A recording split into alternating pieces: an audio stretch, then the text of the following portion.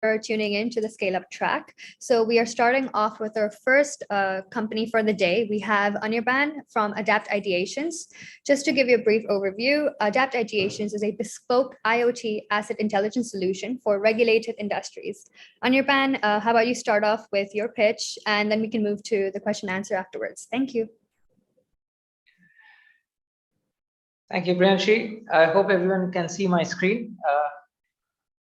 My name is Anirban Gupta, and I am the founder of Adapt Ideations. I have two other co-founders, Prashant Dharavat and Sai Kiran, who are not joining in today. I'll be running the presentation.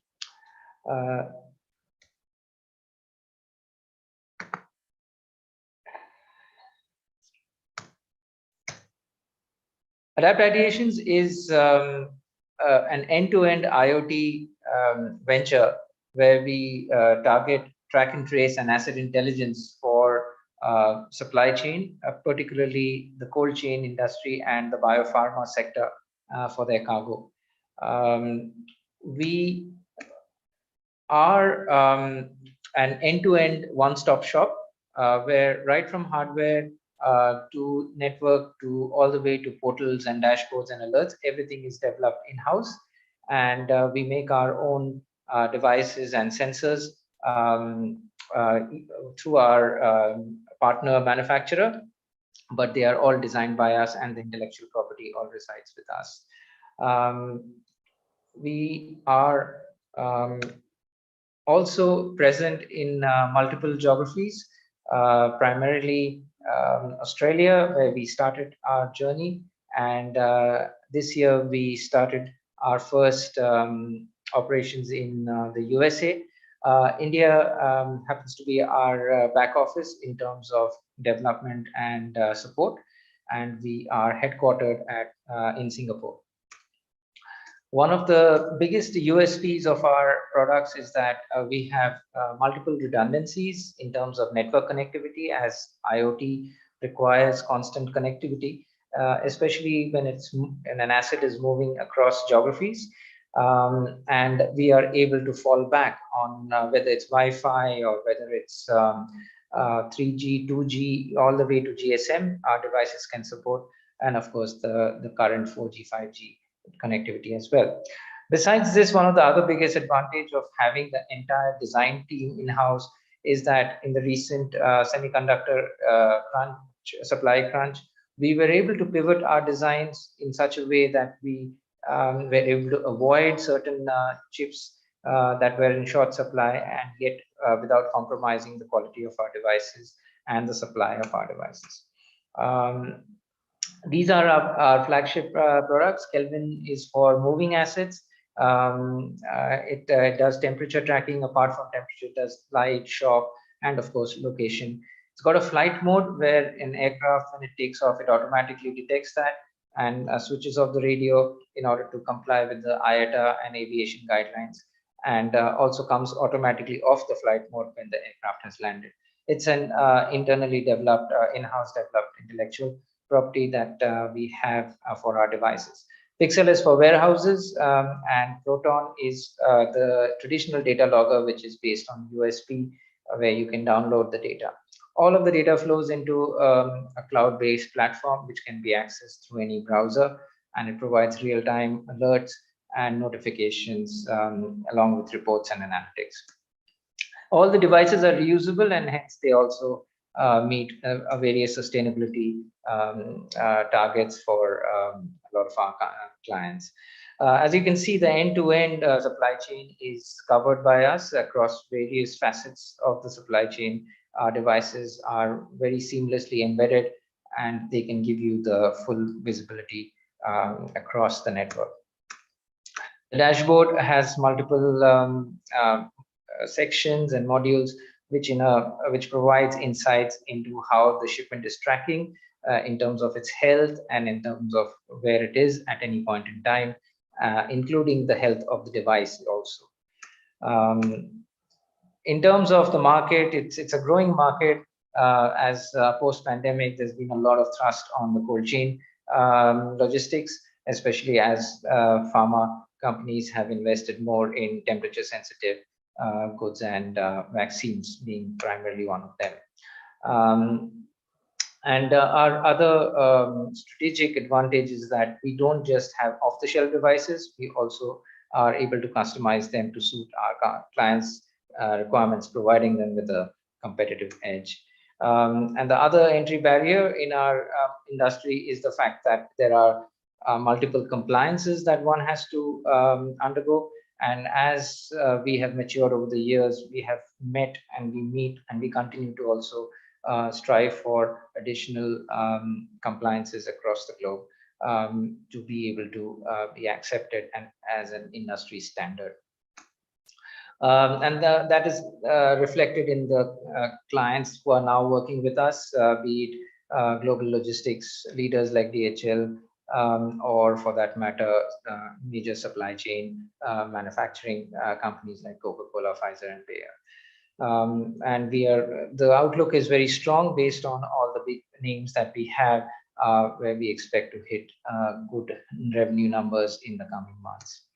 A day in the life of our solution is that it gets packed in a box and then gets shipped anywhere in the world, and the entire event can be tracked online without any human intervention of someone having to scan it or do anything, or any Bluetooth dependency or any dependency on any other technology, because it's just simple cellular technology and it's available everywhere in the world, and it can give you the health of the entire asset.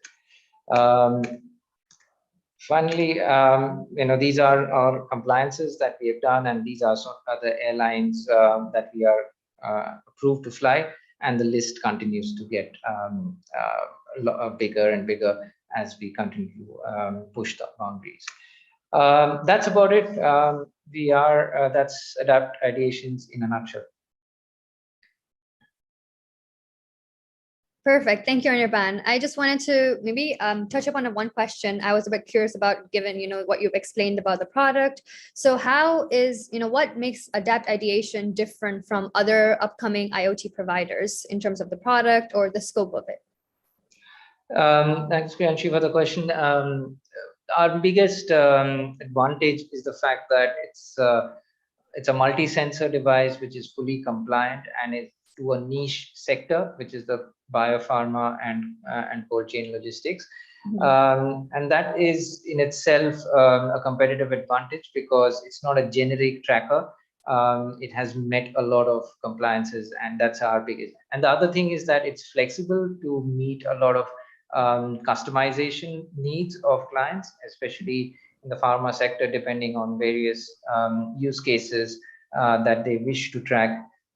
We are able to customize them without having to redesign or re-engineer the device itself or the solution itself. So those are the two key features.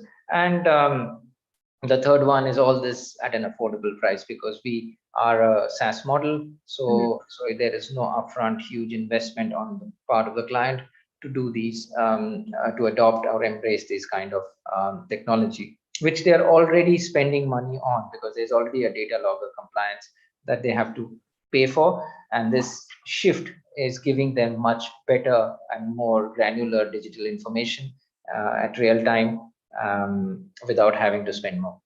Mm-hmm. Okay, interesting.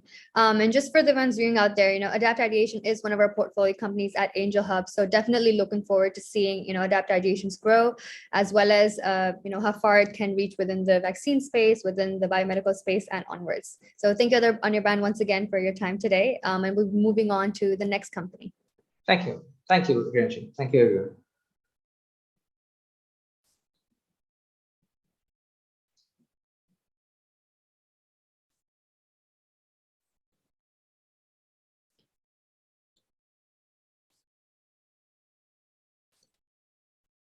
Hi, everyone. As of now, we have our next company, which will be Anagogue.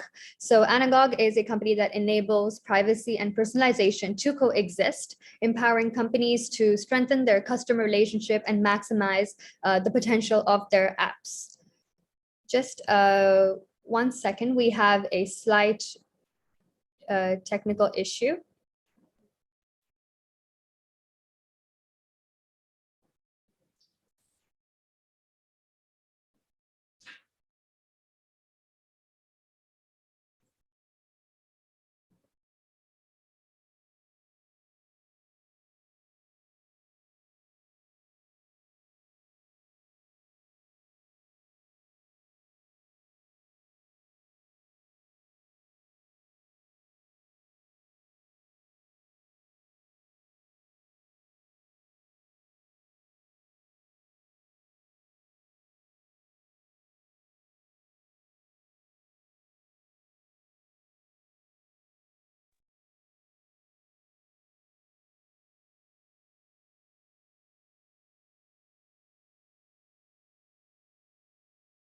think that you're on mute. Everybody, yes, we're on mute, as it is with tech conferences. So moving to their next company, we have Anagoc, which is one of our portfolio companies as well at Angel Hub.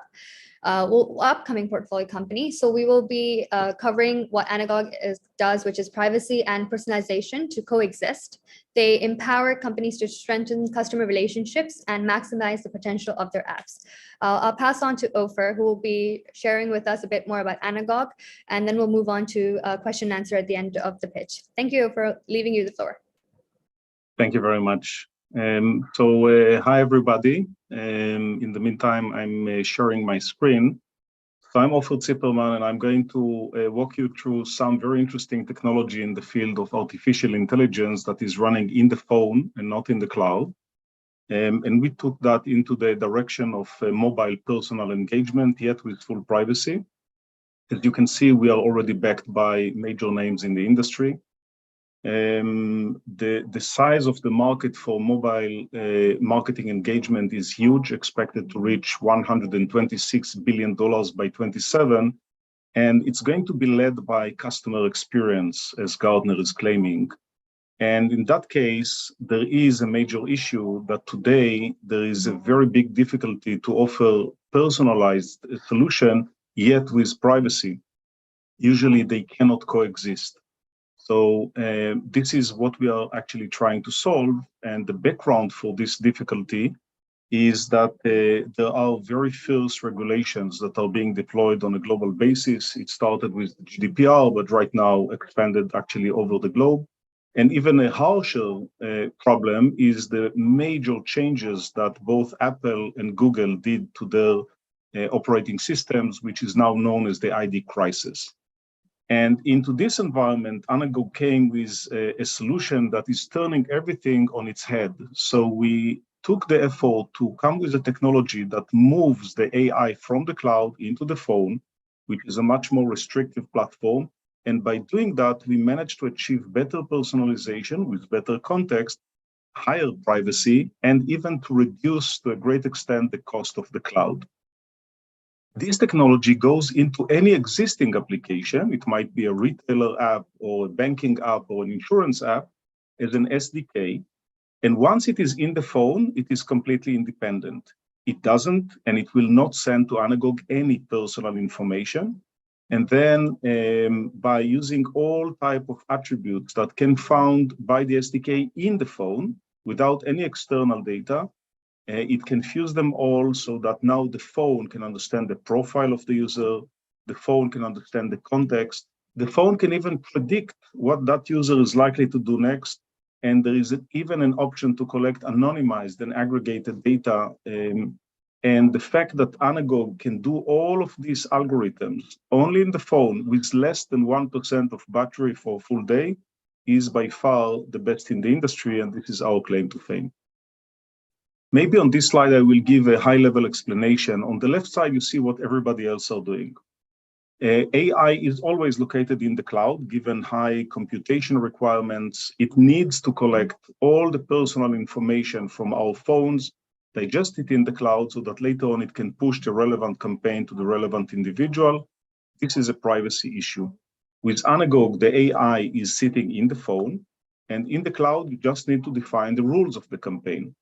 And then the phone is just pulling the rules anonymously. It doesn't have to identify itself back to the cloud, but the end game is simply phenomenal. You can offer someone significantly more personal and contextual offering, but you don't need to know who that individual is. And that's a huge change in the industry, which is very much welcomed by the industry. In fact, immediately when this is going into the phone, it can identify hundreds of first-party data elements. All of them remain in the phone. And then Gartner is already recognizing us as a market leader, and other market researchers are putting us in good company, and we got a lot of awards. This is deep technology. We already got 27 patents, out of which 20 are already granted in the United States. And these are the domains that we are taking this technology. Retail is probably going to be our largest, but we so far got it also into other very major kind of applications. With that, I would like to thank you. And of course, if there are any questions, I would be very happy to answer. Thank you, Ofer, for the quick pitch on Anagogue. It's definitely interesting to see, how privacy is taken in this industry and how you're interpreting it to, meet the needs of your customers. So kind of on that note, how do you think what is a big impact that your Edge AI offers to your customers compared to, traditional cloud-based solutions within this space? Yeah, this is actually a very interesting point. A cloud will never understand that you just now left home.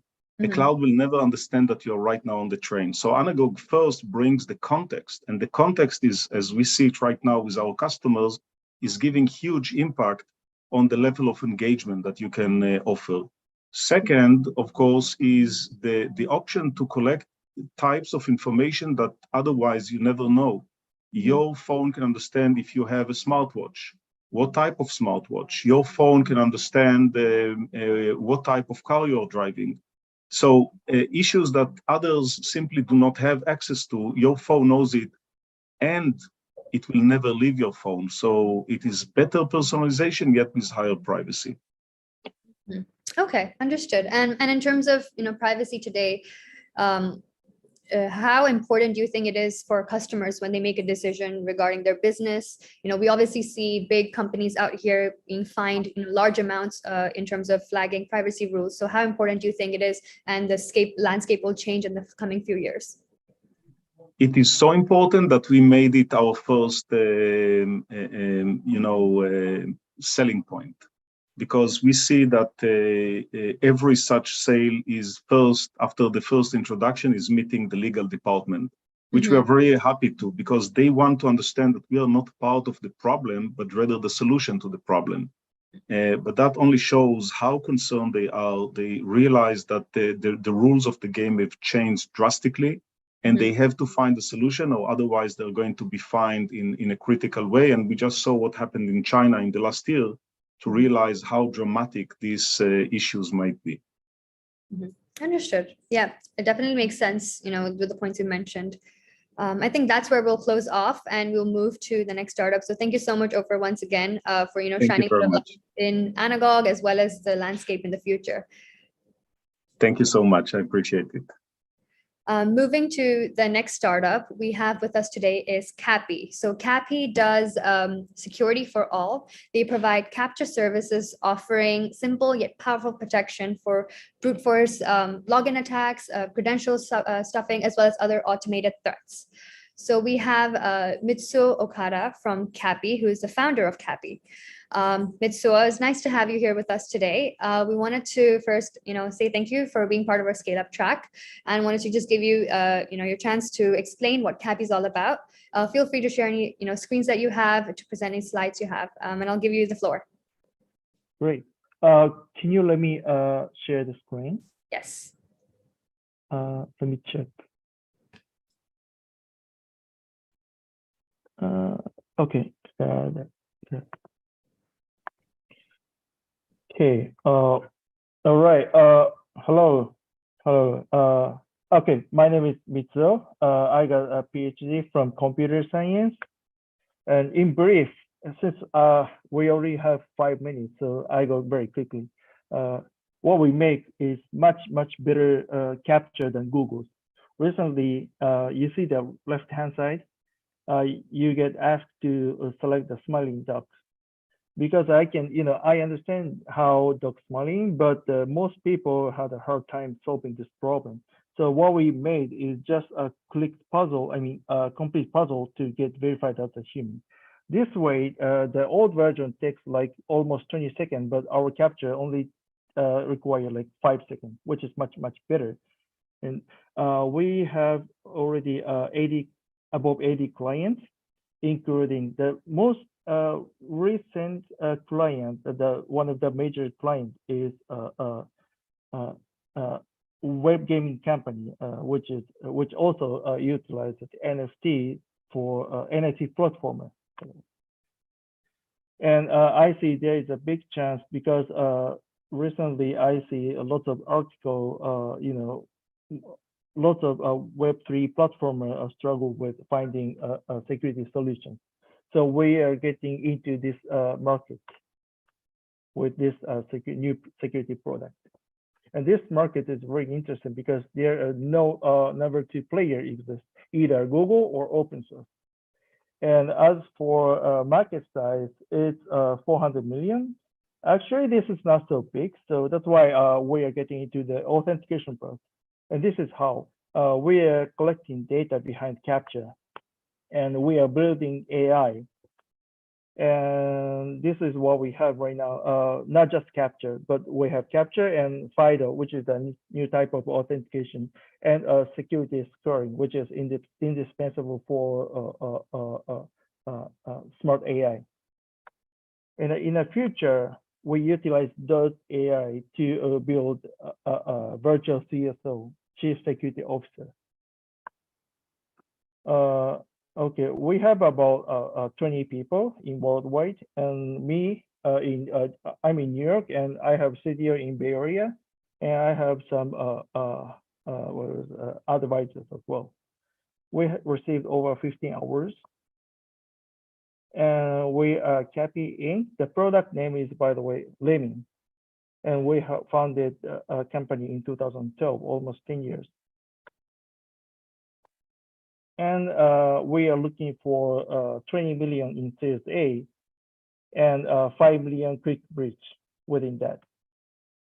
The key event will be hiring marketing and R&D in the United States for the aggressive growth in the United States. Okay, that's it from me. Great. Thank you, Mitsuo. I just had a few questions from the audience regarding your business. One of the questions is, what is the difference between lemon captcha and other captchas, such as recap, age captcha onwards? Yeah, interesting story is one of our, no, actually more. Some of our clients switched from Google's our captcha because our captcha is customizable. And also, Google reCAPTCHA is not working in China, by the way, but our captcha works in China. And another part will be much easier. We have done A/B testing, and we got much better results in terms of the usability and also for the accuracy for the detecting bots. Okay, and in terms of the user experience, how is it compared to other anti-bot solutions that are already out there? You mean the selecting image? Yes. Yes. Okay, so we have done A/B testing, and we compared the experience from the users, time and accuracy. Yep, go ahead. Okay, and how long have you been working on this product? What kind of customers traction do you have so far? Where do you see yourself moving forward in the next 2-3 years? Yeah, it's interesting because the customer is very diverse. We have customers in credit card company and insurance and what else, e-commerce and web gaming. So recently, I see a lot. We get lots of inquiries from Web3 platformers like cryptocurrency platform and NFTs and web gaming. So and also with a lot of article saying the platformer, the Web3 platformer are struggling with security things. So we're getting into the market. Okay, interesting. It's quite interesting to see, the different applications for such a product. And are you going to be pivoting the business or expanding the services in CAPI as well? Or is this the kind of main product you're moving to really focus and expand into different other industry elements? Yeah, we are expanding to not pivoting, but we're expanding to authentication technologies as well. Okay, understood. Thank you. So thank you again, Mitsuo, for your pitch, as well as being with us today, answering some of the questions. Hopefully you can tune in for the rest of the talks as well, in the Scaleup track, as well as the main stage. Thank you once again for your time today. Thank you. So we will take a quick break while we have the next company online.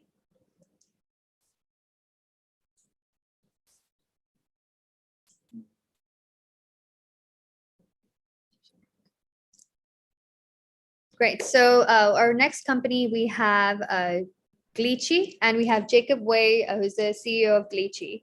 Glitchy enables no-code creating of interactive VR training. They can apply their business to different sorts of industries, such as dental, as well as factory training. So maybe I'll leave it to Jacob to explain a bit more on Glitchy, as well as its various applications. Great. And Jacob, nice to have you here today. I'll leave you the floor. Thank you. And you can hear me and see my presentation? Yes, we can. Lovely. All right. I'm Jacob, as has been mentioned, and I'm the CEO of Glitchy. And we are transforming training with the help of Metaverse with award-winning and patent-pending interaction technology. Now, the problem that we are focusing on is associated with the lack of good solution for enterprise staff, especially in areas where hard skills are needed. More than $300 billion are spent every year on corporate training. Despite this, more than 70% of this content is forgotten within the first 24 hours of the training. And more than 90% of executives agree that the existing training methods are not good enough.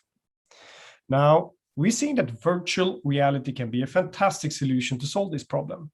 It allows you to step into an environment and actually practice a training in a simulated scenario. Among our clients, we've seen that they have both been able to speed up the training more than 400%. We've seen that 90% of the workers, even the experienced ones, are saying that they can do a better job after the VR training. And we've seen that there's a reduction in the amount of errors when we've been comparing groups that's gone through our VR training compared to using traditional trainings. So there's a lot of evidence and proof that this is actually working. And thanks to our patent pending training platform, we provide different tools to make it easy to create your own customized environment. And I will show some examples how this looks visually instead. So hopefully it's not lagging away too much. But we're using off-the-shelf type of hardware that you can purchase in any store for less than $300. It's very affordable and easy to get started. Thanks to our software, you can customize and adapt the different environments to your own likings. So for example, we have hospital clients that wants to adjust the environment to their specifications. You bake it in the cloud and you get a fully realistic environment that's suitable to your specific needs. You don't need to program anything. You don't need a professional 3D artist. You can do it all yourself. Further, thanks to our patent pending interaction technology, you can just toss in objects specifically for your environment. And the technology is automating the interaction.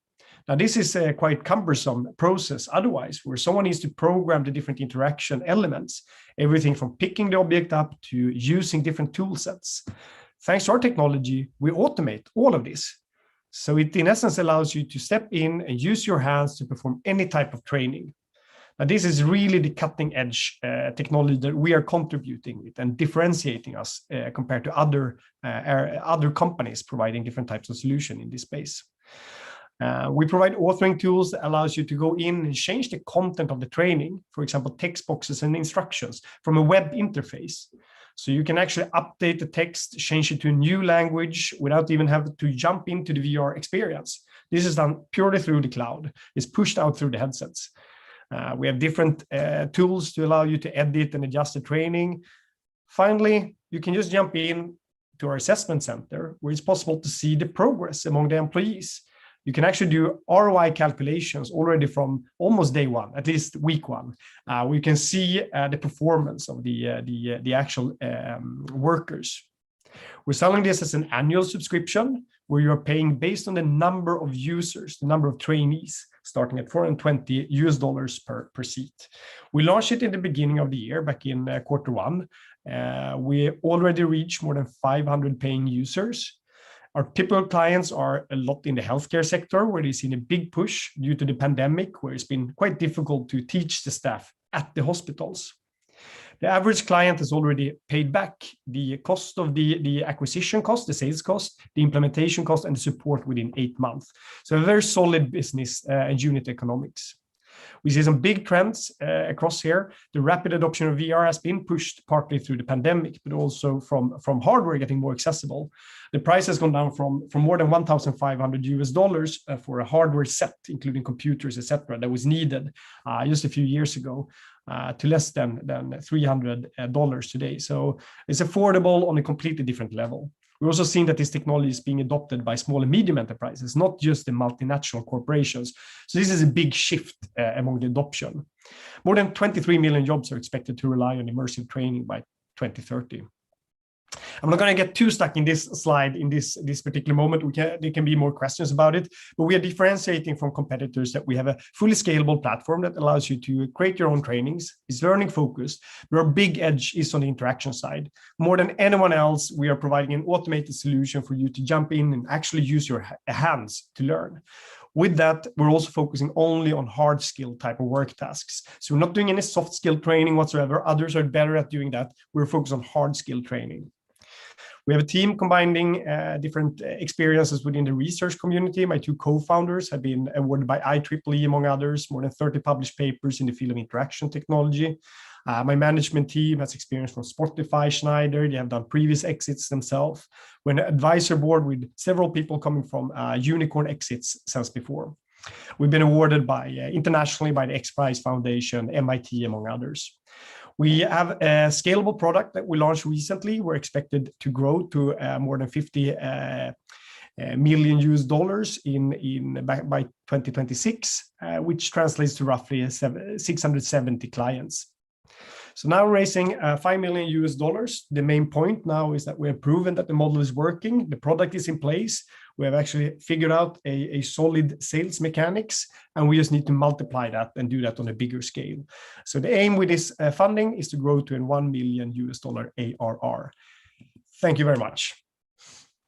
Great. Thank you so much, Jacob. As you mentioned, the market is increasing. You're looking to really scale at the moment. So why do you really believe that this is the time right now for a product such as this? Do you believe that big corporates are ready for this kind of disruption within their traditional training methods? I mean, it's a tricky question, because obviously there's been a lot of expectation for this since a few years ago. We see that there's some elements that has pushed this adoption to greater extent. We think that this pandemic did actually accelerate the mindset related to distance-based work, be it training included.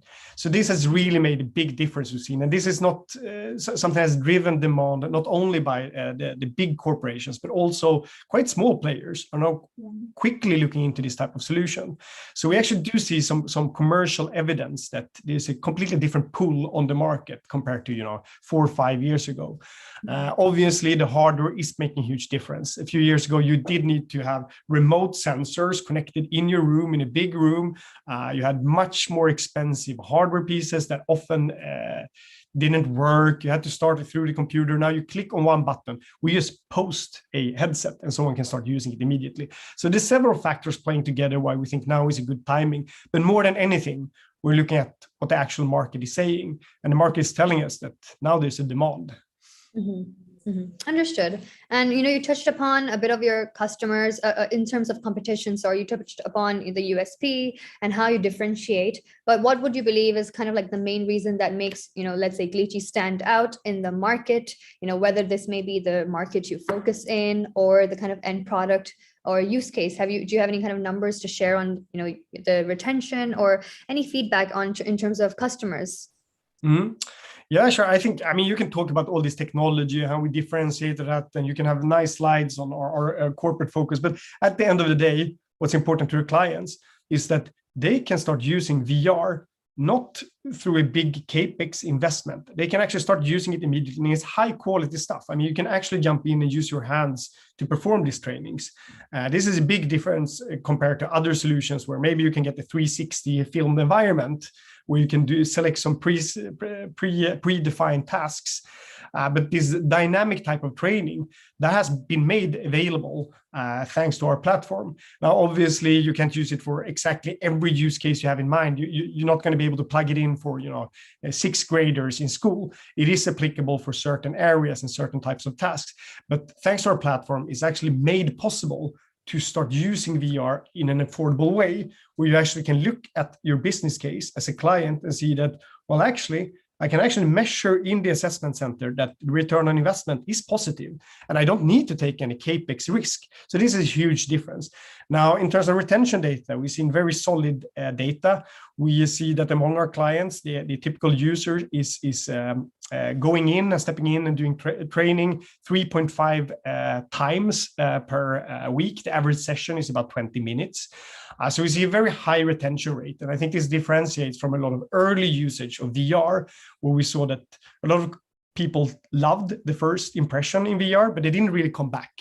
They did once or twice. We see a continuous usage week after week, month after month. So this is we're actually seeing that the users are using it. And I think that's really cool. No, that's quite interesting. I can definitely see, the user experience in, using the Glitchy solution to be a lot more interactive, but also sticky in the long term, I guess, looking at the type of people and the industries you obviously target. But anyways. Oh, sorry, you were saying something, Jacob? No, I just completely agree. And I think we've been focusing very much on where we see this actually providing value. Yeah. Early on, there was a lot of application to create something that looks cool and get a bunch of people in the management team nod their heads and think it was amazing for a pilot, but it didn't really solve any problems. So here we're actually solving real problems. And I think that's a good timing. No, of course. I think it's the right time to kind of double down and really focus on the use exactly, rather than the hype behind it. Yeah. No, perfect. Well, thank you so much, Jacob, for your time today, as well as, shining a bit of light on Glitchy as well as its applications. It's really nice to have you here once again, also from our pre-event. So thank you again, and hopefully you can, tune in some of the talks and be interactive online. Yeah, will do. All right. Thank you very much. Jacob, bye. Bye-bye. So for just before we go off break, we have our final company. We have Clang, which is also one of the Angel Hub portfolio companies that we recently invested in. We have Mundi, who is the CEO and co-founder of Clang.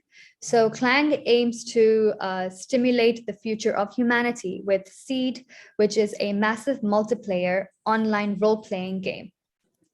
So we're just waiting on Clang to join into the call. And while we wait, I just also wanted to remind everyone who's viewing, please interact with the startups who have their booths online as well. We do have an amazing lineup in the Scaleup track today as well as tomorrow. But we have a lot of startups who are also going to be exhibiting online, where you can go through their profiles, look at their videos, as well as reach out to them directly. So we just have Mundi joining into our call. Mundi, feel free to start sharing your screen, and I'll leave you the floor to explain a little bit more about what Clang is, as well as what Seed is. All right, thanks. Yeah, so we only have 5 minutes, I believe. That's a lot shorter than I normally have to explain Seed. But yeah, my name is Mundi. I'm the CEO of Clang Games. We're a studio based in Berlin. We've been working on Seed for a long time. We started probably theorizing about it back in like 2007 or so, and then we kind of feel like we had the idea around 2010, and then started the company in 2013. Started writing code for Seed 2016. So yeah, it's been quite a long journey. But yeah, I want to tell you a bit about what Seed is and why we believe so much in it. Let's go here.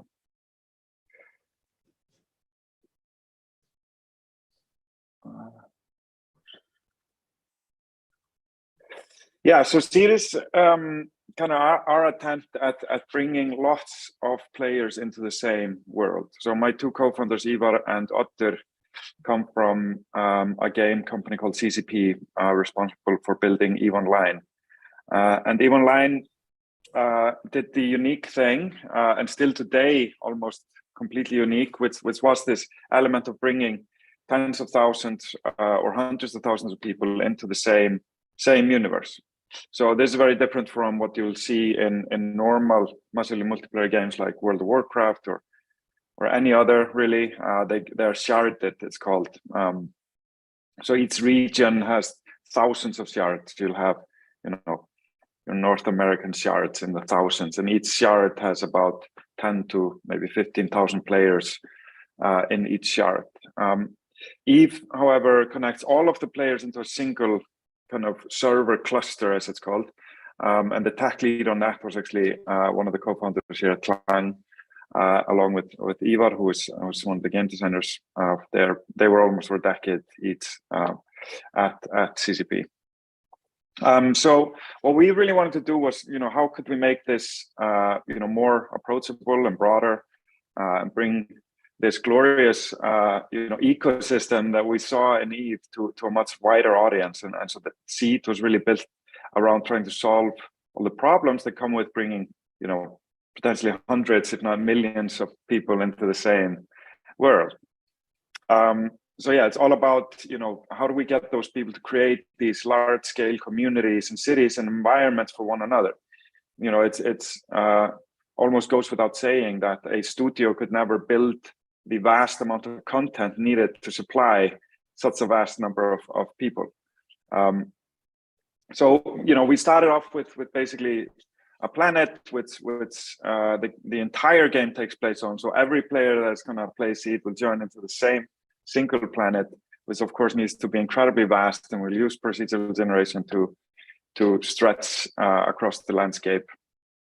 And then we want to see these very large scale player-driven, player-built cities on the planet. Here, this is just a random image I found online, but there's tons and tons of images of these kind of futuristic cities. I think there is a certain fantasy among us humans to imagine these, far out cities, far in the future, and we've seen them, whether it's in Star Wars or Blade Runner or countless other sci-fi films, or Fifth Element or whatever. And then, of course, there's endless concept art of these types of cities online. However, we have never achieved building and functioning actual, like the real thing, in a virtual world or otherwise. And so we've looked at a lot of these kind of cities, maybe that have been built in Minecraft and other MMOs, and they tend to be completely empty. And that's kind of where we started to wrap our heads around with it. This is really where the core of the concept comes from. They're empty because players are not continuously online. So obviously, out of your waking hours, you may spend about 10% of your time online max in a game, and that really makes it hard to build a buzzing, thriving community, because people are, they need to own their house. And so let's say we have 100 players, each owning a single house, and then 90% of them are offline all the time. Now you have a ghost town. And Ghost Town does the opposite of what we want. We want a thriving, buzzing community. And so that's when that's kind of, like I said, we're the core of the idea. So we thought, what if we would have kind of these AI-driven characters, and in Seed, they're called seedlings, kind of running, like living in the city 24/7. So each player basically has a family of these characters that all have their different personalities, and they live in the city 24/7. And that's how kind of society is then built up. Players are each of them kind of furnishing their own flats in these huge metropolises, and then we start to imagine a city fully player built, with every single floor of every house completely furnished, handcrafted by the players, and then a functioning society layer on top of that. And now I see I'm out of time. I was going to go into more detail about how society is going to work, but now I have to open up for questions. So maybe somebody asks the questions to reveal the next slide. No, perfect. Thank you, Mundi, for your quick pitch on Seed, as well as your overview on what exactly Clang's vision is.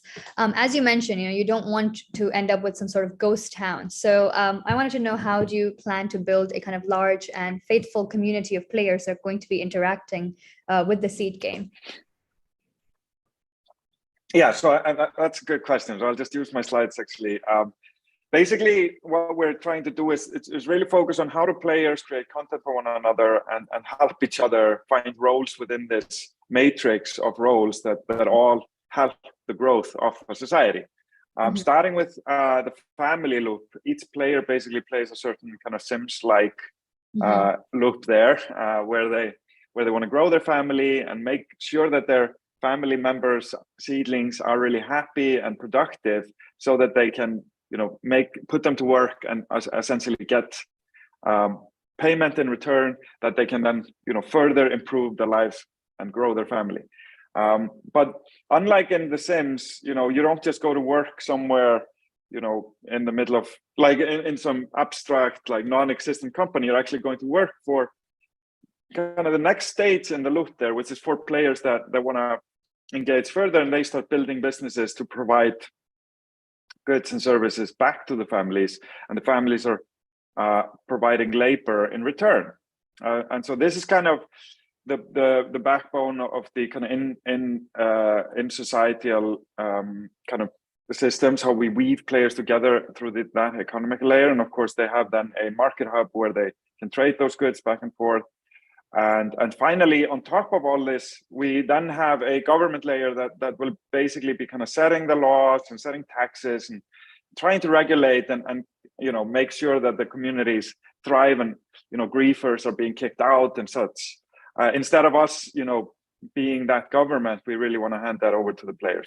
So this, in a sense, is kind of like a country, and so we'll of course have multiple of these countries as we're doing this at a planet scale. Also, very short explanation of a complex concept, but hopefully that is essentially an elevator pitch, isn't it? So, and the kind of diagram you showed of the government, the citizens, etc., in the whole planet, that's quite overarching. So, your vision with Clang being able to bring better life to humans by improving the relationships. What do you see kind of the future for Clang to be in terms of its integration to day-to-day lifestyle? Do you see users more and more kind of having Clang or this type of gaming concept to be part of their life? This is obviously probably a more futuristic question in terms of where we as humanity might even go as well, but just wanted to see your view on what do you think? Yeah, I mean, I hope so, for sure. That, I mean, we try to make Seed in a way where you can actually play it without having to kind of disrupt your life. Most MMOs require multiple hours a day, long sessions, and that can be quite disruptive to your life. And we want to make a product that fits into the everyday life of a person that is not maybe calling themselves a gamer. Because it's running autonomously, you can actually tap in and out for a couple of seconds at a time throughout the day. And this allows you to get both the very short session, very easy to access, very easy to play, easy to fit into your life kind of game, like you might find in hyper casual on mobile, but that depth that you may miss is there as well. So it's incredibly deep experience on top of that. By wrapping in a kind of a Web3 element there to incentivize, further, of course, we hope to see this as a viable option for people to, make a living. Of course, I see that happening more as a wealth distribution thing where, richer countries are maybe transferring wealth over to poorer countries, much bigger topic than we can cover here. Furthermore, I see us really, experimenting with politics and governments and government forms and what effect, different regulations can have on the economy. And so these are all, fascinating studies that we are really excited to see. How do, tens of thousands of players self-regulate, and we're going to learn a lot from, we allow for full-blown corruption. We allow for violence and crime. It's not a utopia. That's something that, I want to emphasize, because we want both the sweet and the bitter of society. And we want to all learn from that. And we hope our players do as well. They learn from They learn how governments work, how taxes work, how politics work, how corruptions work, how the economy works. Things that, you know, are always for the average person, you know, including myself, even a bit of a misty black cloud that is hard to wrap my head around. The emergence of, you know, economies and societies is something that I think nobody on the planet has a full grasp of. So we hope to explore those concepts with Seed, and really hope that our players, you know, academics, journalists, whoever is interested, can benefit from that. No, I definitely think, you know, the point of being able to experience the good and the bad and really immerse yourself within, you know, the world of Seed is quite interesting, and hopefully will be quite eye-catching to a lot of the viewers out there as well who want to potentially, you know, get into this kind of gaming experience, or not even, it's not, as you said, it's not really a gaming experience, right? It's a bit more than that. But anyways, yeah, for sure. Mundi, for your time today and explaining a bit more about Seed. I believe this will end our first session for the day. So we will be taking a short 20-minute break before we move on to our next set of amazing scale-ups that will be presenting their pitches as well.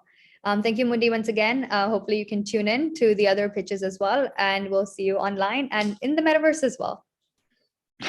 Thank you as well. Great, Ciao, thank you. ciao.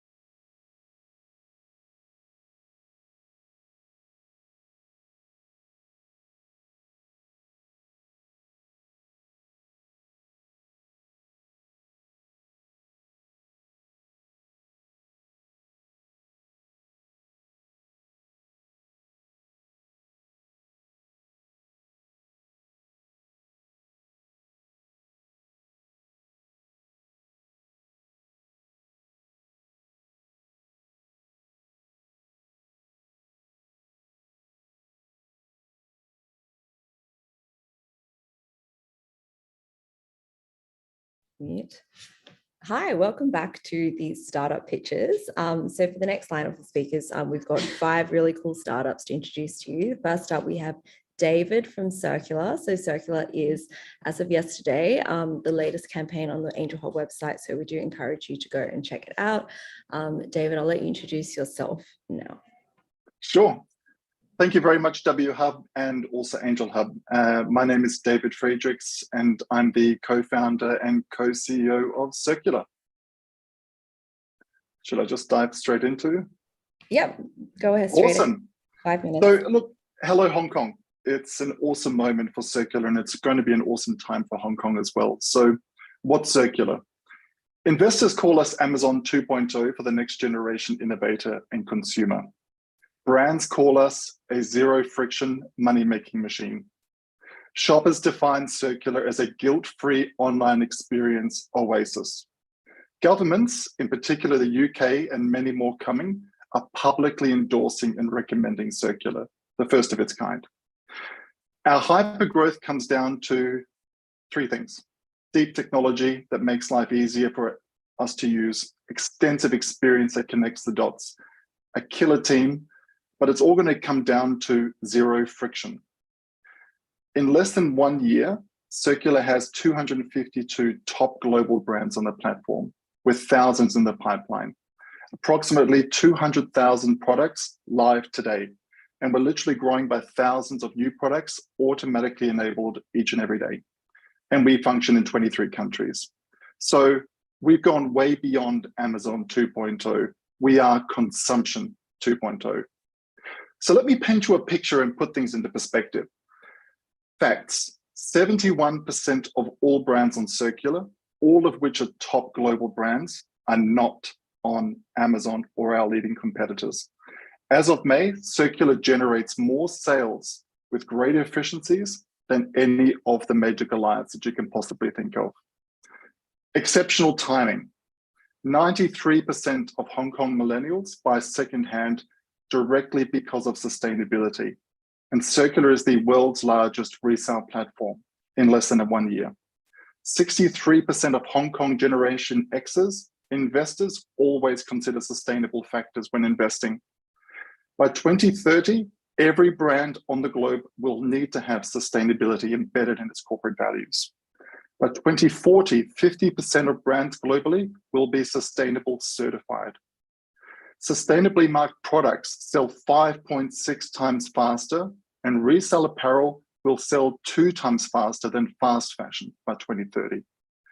More importantly, 34% of shoppers on the world's largest platform suffer guilt and embarrassment every time they get a delivery. With Circular, that will never occur, not only because of carbon neutral shipping, but we go plastic shipping. To cause real change, to move the needle in a meaningful way, Circular is not disrupting. We've done that already. Instead, we're the wrecking ball to current conventional Goliath platforms. Seller benefits, more sales, zero friction. One integration that manages onboarding, inventory management, pricing, payments, fulfillment, everything. User benefits, buy and sell all top brands in one place, 100% guilt-free. Investor benefits, record-breaking ROIs, and to own a piece on the right side of history. If you were one of the lucky first investors in Amazon back in the 1990s, your $50,000 investment would likely be worth about $16 billion. You now have the opportunity to invest in Circular, but this time we're now in a digital era. We're capturing millennials who are spending with conviction. And more importantly, we are much further ahead than where they were within our time frame. By 2026, $1 billion in platform revenue. By 2030, exceeding $1 trillion in platform value. How are we going to do it? 8 steps. Currently, a multi-vendor marketplace platform, B2C, C2C. Number 2, SaaS, membership program and subscriptions, giving us predictable and tremendous revenue. That starts next year. Inventory management and supply chain management, called FBC 0. We control already today in the US, soon to launch in Hong Kong, and reaching 23 global hubs. Advertising and search, brands are desperate to spend extra with us to drive additional revenue. We're then launching B2B. The technology is already available, but we're going to extend it. Launch of services. 75% of global economies rely on services, everything from home, pets, kids, you name it. Those searches will occur within Circular's ecosystem. And number 8, there are thousands and thousands of ambiguous certifications centered around sustainability. We're going to create one meaningful one that adds value for brands and consumers. It's going to be Circ verified. Those products and every brand will want to be Circ verified. Why 8? Because we're proud to be operating in Hong Kong. We're proud to make Hong Kong a regional hub of center of excellence. And 8 is similar in sound to making a fortune. So with Circular, you're going to be making it a tremendous fortune, but more importantly, 100% guilt-free. And like I said, you're going to be investing on the right side of history. So that is Circular. Circular is not Amazon 2.0. We are the next generation of consumption. Thank you so much. Perfect. Thank you, David. I think that was right on 5 minutes as well, which is awesome. And for those who are also tuning in tomorrow, David's going to be on a panel discussion for us called The Future of Impact Investing. So definitely check that out too. So just moving on to some questions from the audience. So you obviously mentioned before, you're in 23 countries now, but specific to Hong Kong, we're interested, what does Circular mean for Hong Kong? A lot. I mean, Hong Kong is such an energetic, vibrant place. And it's going to be our centralized hub that connects everywhere from southeast part of Asia right through to China. Obviously, different parts of our growth program, but specifically Hong Kong is a demographic where we already have around 10 top brands growing organically. They're already performing exceptionally well. In fact, the brands from Hong Kong selling on Circular are outperforming any other platform. And we want to dominate that. We want to consolidate the currently very fragmented market in Hong Kong all in one place. So imagine the Green Commons, the Slow Woods, all of these businesses operating within Circular's tech-powered ecosystem. For a consumer, it means you can buy everything you want. Rather than having to go individually, you come to Circular. It's also a place to manage returns and so on. So we have huge plans. And it also coincides with Hong Kong's overall sustainable plans by 2030. To really scale up sustainability. So hopefully that shares our long-term and mid-term growth strategy for Hong Kong. Okay. That was actually going to be my next question. If we think about taking a crystal ball, what does Circular look like in the next 5 years, in the next 10 years? I won't ask you specifically, but imagine the amount of hours that the average person does in terms of consuming products and information online per day. So if the audience thinks about every moment that they spend online, whether it's researching stuff for themselves, for their pets, for their home, for their nutrition, whatever it is, it actually comes to, on average, 7.5 hours a day, at least for millennials. By 2030, Circular will be dominating those 7.5 hours for the majority of people. So that means products and services will be consumed, i.e. will be searched within Circular's ecosystem. And because every brand, every product, every review, every service provider has been verified by us at Circular, it becomes the new means of accessing information and products all in one place. But more importantly, it's all centered around delivering a positive outcome. And so by 2030, Circular will be the next generation of consumption, both products and services, universally, as well as being local. So imagine what you do on Google, what you do on Taobao, what you do on Amazon, whatever you do, you'll be able to do that with far greater trust and transparency and traceability on Circular. And the best thing is, being a startup conference, we derive revenue from each and every interaction that you interact with, as well as the service provider or the brand owner. So it's an incredible money-making machine, but more importantly, it's a machine that gives back at every turn. Perfect. Thank you, David. It was really great to hear from you. And again, for those tuning in tomorrow, do check out David's talk. And for any of our PIs who are tuning in, Circular is currently available as an investment opportunity to also take a look at that too. Thank you, David. Thank you so much. Thank you. Cheers. Bye-bye. Okay, so for our next talk, we have Sanjay from Finbots AI. Sanjay, are you there? One moment.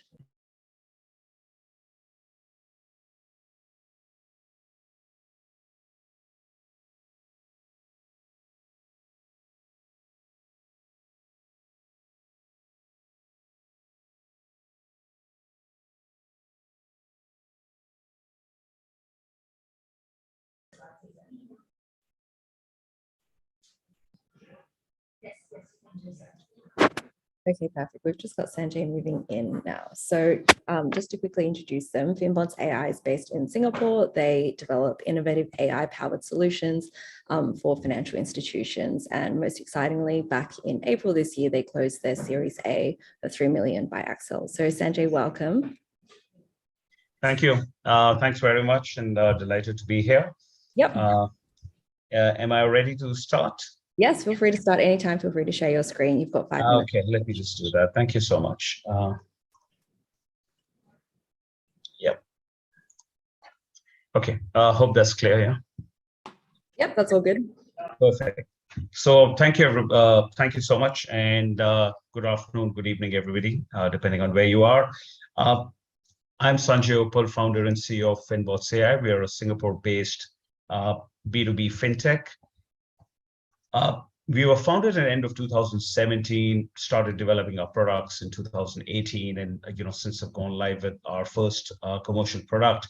We are in the B2B financial services space. We've got collectively more than 200 years of banking in our team. Our head office is Singapore, and we have an office in Dubai that covers Middle East and Africa markets, and our development centers in Hyderabad and India. These are some of the people in my team, and you can see some of the background organizations. So we've got a great mix of people with banking, financial services technology experience, and have been done that around various parts of the world.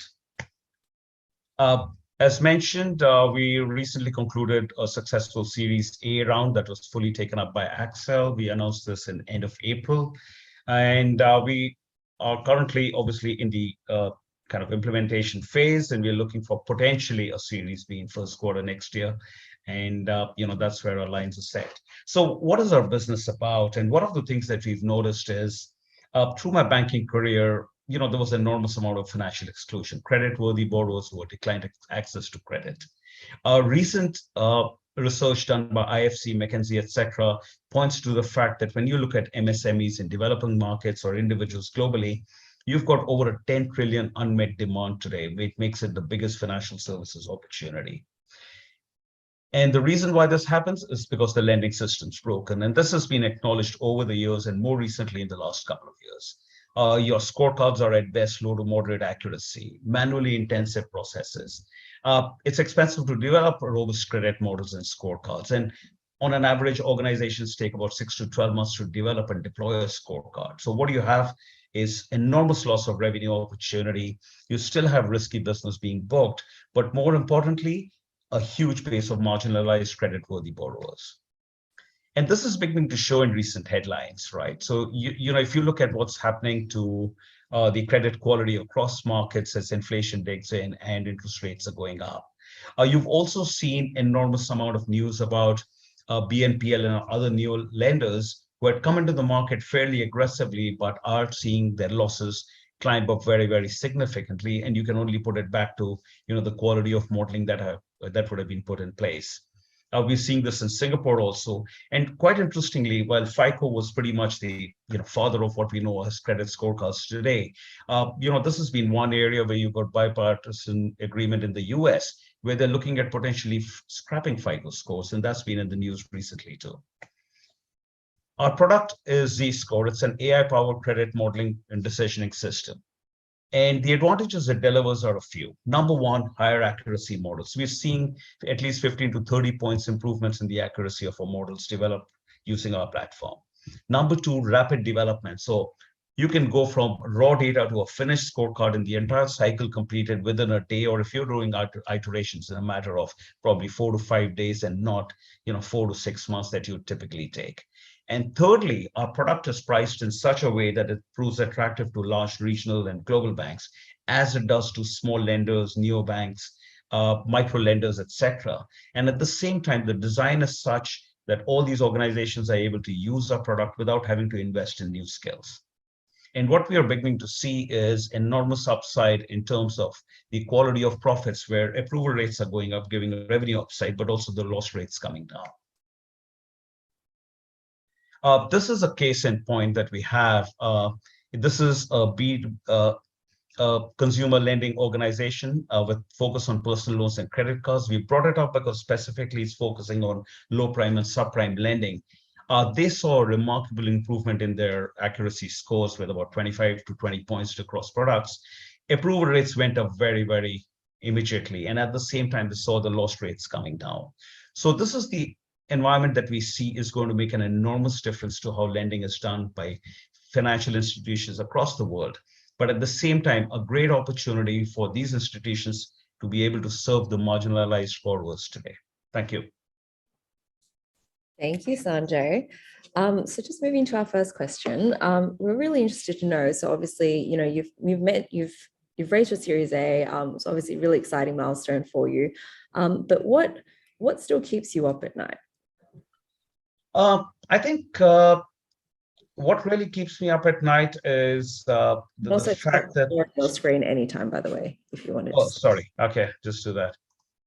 So I think in terms of business, what keeps me up at night is the fact that this is a transformational product. So initially, it was difficult for us to convince people that something like this is possible. And I say, look, we used to send money over a week to different parts of the world. You can do that instantaneously today.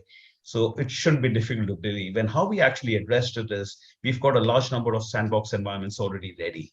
And what we're able to do is literally set one up for a client organization or a potential client and have them actually test drive on our platform, bring their own data and develop their models, play around with the platform, see how easy it is, test out the models, and they can finish the entire journey in 1 to 2 weeks. So that's actually really helped us. But I do realize that this is a pretty transformative solution that we've got. I think some of the partners who have brought us in, like PwC, etc., have recognized that. And Axel actually came in very positively when they were looked at our product and they realized this was different to anything they had seen. And essentially came in and straight away said, we'll take the entire round. So didn't really leave us too many choices. But yes, we still realize that for the legacy, I've been in banking. Organizations are used to working in a certain way for decades, right? It is a bit different to shift some of those minds, but I think we are beginning to make a dent at that now. Super exciting. And then what's next for you? I know you're looking to maybe raise more money, but where do you kind of see Finbots ideally in the next, say, 3 years? What would you love to achieve by then? I think when we look out over a 3-year period, we've actually got another slide that lays out our one of the things that we are doing as we speak is we will have our multi-tenanted SaaS version ready by end of this year.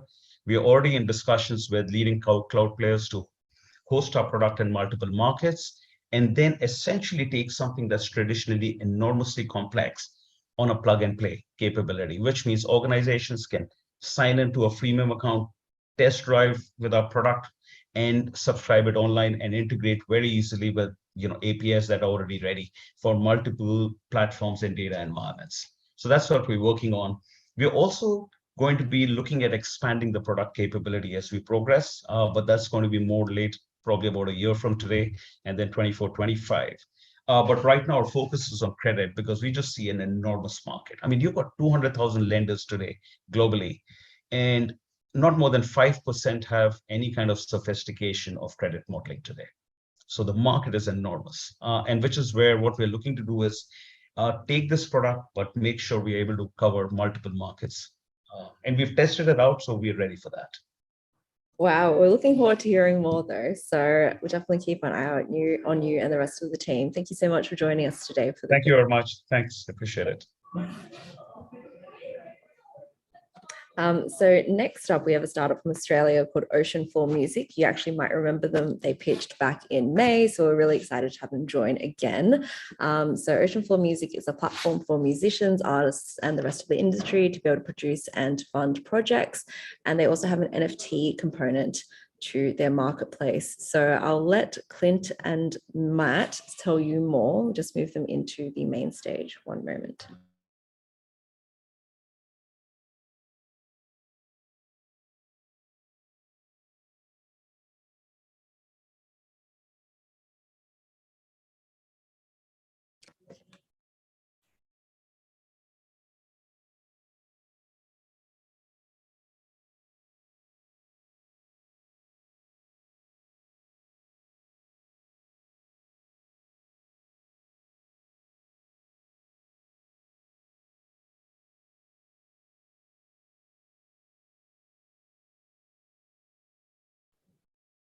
Just when we're waiting for Ocean Floor Music, I would like to remind everyone that we actually have 3 stages here at SIS this year. So we've got the main stage, the startup pitches, which you're listening to now. And as of tomorrow, we'll also have a venture stage. So definitely tune in for some more talks. Perfect. And I think we have Clint and Matt now. Can you hear me? Yes. Yes. Hello, how are you? Good. How are you? How are you? Really excited to have you join us again. Very, very excited to be here. Just confirm you can see our screen okay there. Yes, we can. So whenever you're ready, feel free to start. The pitch will be 5 minutes. So fantastic. Here we go. Ladies and gentlemen, my name is Clint Arthur, and this is Matt Bray. We're here on behalf of Ocean Floor Music. We're so grateful to be here today. We're here to connect and share with you how we're connecting the music industry into Web3. We are extremely excited at the future growth of the music industry. By 2030, it'll be 142 billion industry. However, artists currently only earn 13%, which is time for change. We're super excited about the future economy growth in NFTs, as we've seen the success in 2021 of $25 billion in this space, and its comparative nature to the streaming and royalty shares that artists get at the moment. Takes an artist 1 million streams to get $4,000 in revenue. It's a great opportunity for artists in this space in NFTs. Crowdfunding continues to be a successful industry. The second highest converting vertical in there is the music industry. And the e-learning ecosystem also has a strong trajectory, the highest revenue growth of $1.3 trillion by 2028. And why we're all here is the creator economy, the strongest percentage growth out of all of the economies, but most importantly, supporting artists and then putting value on the creation process. At Ocean Floor Music, we have a variety of solutions. One is a borderless music technology that connects artists around the world. This is a world first, and I'll let Matt allude to that a little bit later. Our second vertical is our music marketplace, which is a compromisation of an NFT marketplace, but also a music industry marketplace, allowing studios, producers, videographers, music products and services to connect into our marketplace. And then most importantly, the thing that will change the dial with the 13% that artists earn in revenue is the crowdfunding model. Think of Patreon, Kickstarter, Indiegogo in DeFi blockchain focused on music. We'll continue to educate. We have an education platform that sits under all of these pillars to make sure that the onboarding experience is important and easy for artists. Okay, I'll talk to borderless music, which is, we've got here the future of remote music collaboration. So this is using a process called telemidi, which is the focus of my PhD research. And what you see there is an example of a performance, myself in Perth and a collaborator in London, performing live, and we're exchanging only MIDI data, which is music performance information. So Ocean Floor Music's borderless music, it's enabling musicians to collaborate and create music in real time from remote locations. And musicians, it's what we do best. We create music. The internet, there's been many endeavors to create music, but latency is a big problem. And we've got a situation here where we can overcome that and get the creative energies flowing. We've got a couple of shots here of the metaverse that we've got at Ocean Floor, which facilitates performance venues, rehearsal rooms, and allowing people to get together to songwrite, to rehearse, purchase instruments with links to the real world retail stores. So it's a great platform for that endeavor. Matt's in suit today, fading in and out in the metaverse here, as you would notice. Thanks, Matty. Beautiful. Our revenue model is it's a fee clipping protocol. So with the power of borderless music, we are going to scale across the world. We're going to connect musicians globally from their laptop. So plug and play, custom tiered pricing model, which makes sense. For our music marketplace and NFT marketplace and our crowdfunding model, it is a 2% clip on total transactions. Pretty straightforward there. Our roadmap, we have a borderless music soft launch at an event here in Western Australia in next month. Moving into all of the roadmap icons that you can see here are revenue driving activity that are ready to go live Q4 in 22 and a variety of activities across 2023. We're super excited. Our total supply, our tokenomics, I guess, we have a 50 million token supply. Our market value at 15 mil. We've closed 2 million Australian dollars or 1.5 mil US across our pre-seed and seed round already. We are seeking 1.5 mil in this to close at our seed round, with major investment coming from VCs, and record labels are just absolutely blown away with the technology that we're bringing to the table. Our team is made up of my business partner, Sam Kutry, who's a 16-year music veteran, and myself. Have run multi-national companies, large P&Ls. Danny Wilson from the game Illuvium, who we all might know of, peaked at 19 billion fully diluted value last year in November. And Carl Cox, maybe the biggest DJ in the world, who will be announcing something particular of our relationship with Carl Cox on the 17th September at Australian CryptoCon. Tune in, get ready for something big with Carl. Here we go. That's it, ladies and gentlemen. Would love to speak to you at a later date. Thank you. Perfect. Thank you, guys. That was bang on 5 minutes. I don't know if I agree that Carl Cox is the greatest DJ on the planet, but I'll leave that up to the audience. So just moving on to the Q&A. So you mentioned in your pitch that latency is a problem, but how does your technology manage latency, particularly when performing live in real time? Absolutely, yeah. So it's a multitude of approaches. The primary one is that we're using MIDI data, which is 1982 technology, tiny data packets. And if we are using audio or video, they're continuous streams that when they're disrupted, it's very noticeable. Whereas with MIDI, that's reduced, and there's a whole suite of other approaches involved. Perfect. Okay. And then secondly, I kind of want to understand, how does your music, how does the music performance generate the virtual environment, and exactly how many people can be in the same performance space all at once? Okay. Yeah, sure. Yeah. So it's entirely scalable. With the first part of the question was how many performers, was it? How does the music performance generate the virtual environment? Okay, so again, they're in the metaverse, so it's in an Unreal 3D environment. When you're exchanging MIDI data, it can be used for music, but it can also be harnessed for other visual asset development as well. So they can change events in the metaverse by nature of playing the music. Okay. It's quite immersive. And the second was how many? It's entirely scalable. So it's digital. You could have 1 million stages, you could have 1 million rehearsal rooms.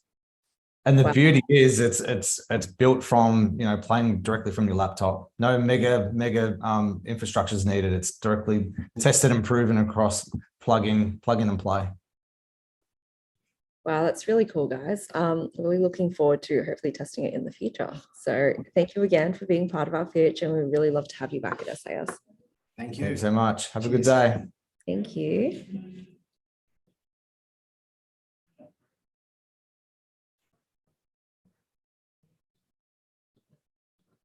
Okay, great. So for our next startup, all the way from Belgium, we have Settlement. So we've got Salvatore Provenzano, really sorry if I've pronounced your name incorrectly, here joining us. So Salvatore, feel free to share your screen and tell us more about your low-code platform that improves the experience for blockchain professionals.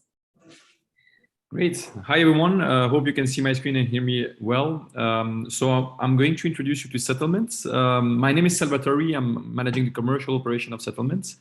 And I'm here to introduce you to the #1 low-code blockchain platform with the aim of accelerating blockchain projects and blockchain application to go to production.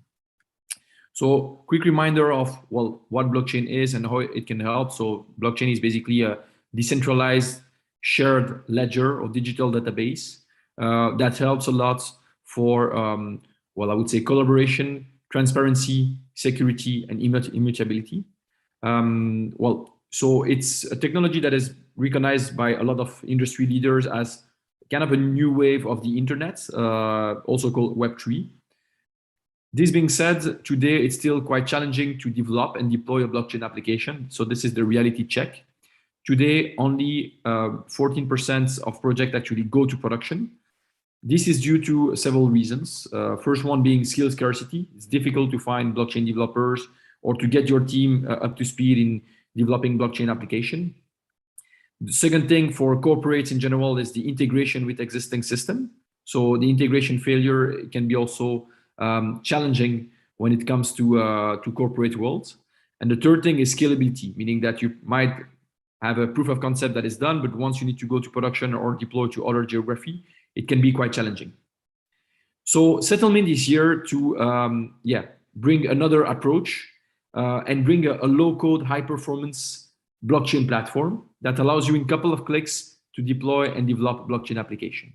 So we like to describe ourselves like the WordPress of blockchain, meaning that, as I said, in a couple of clicks, you can establish infrastructure, deploy your smart contract. We do have a lot of smart contract templates for different use cases available.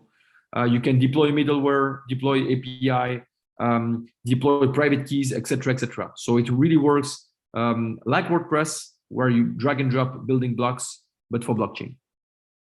So what is the value proposition of settlements? Well, it makes blockchain easy, well, at least easier, faster, meaning that you quickly go to production, customizable, fully integrated with an integration studio with 3,500 ready-to-use APIs that are available. Scalable, we also have a tool that helps you to scale and to deploy faster different nodes in different geography, and to keep track and the health of your blockchain application and how your node is running. So today, well, people love us for two reasons. So business leader, they love us because we speed up the go-to-market and they can get a good return on investments.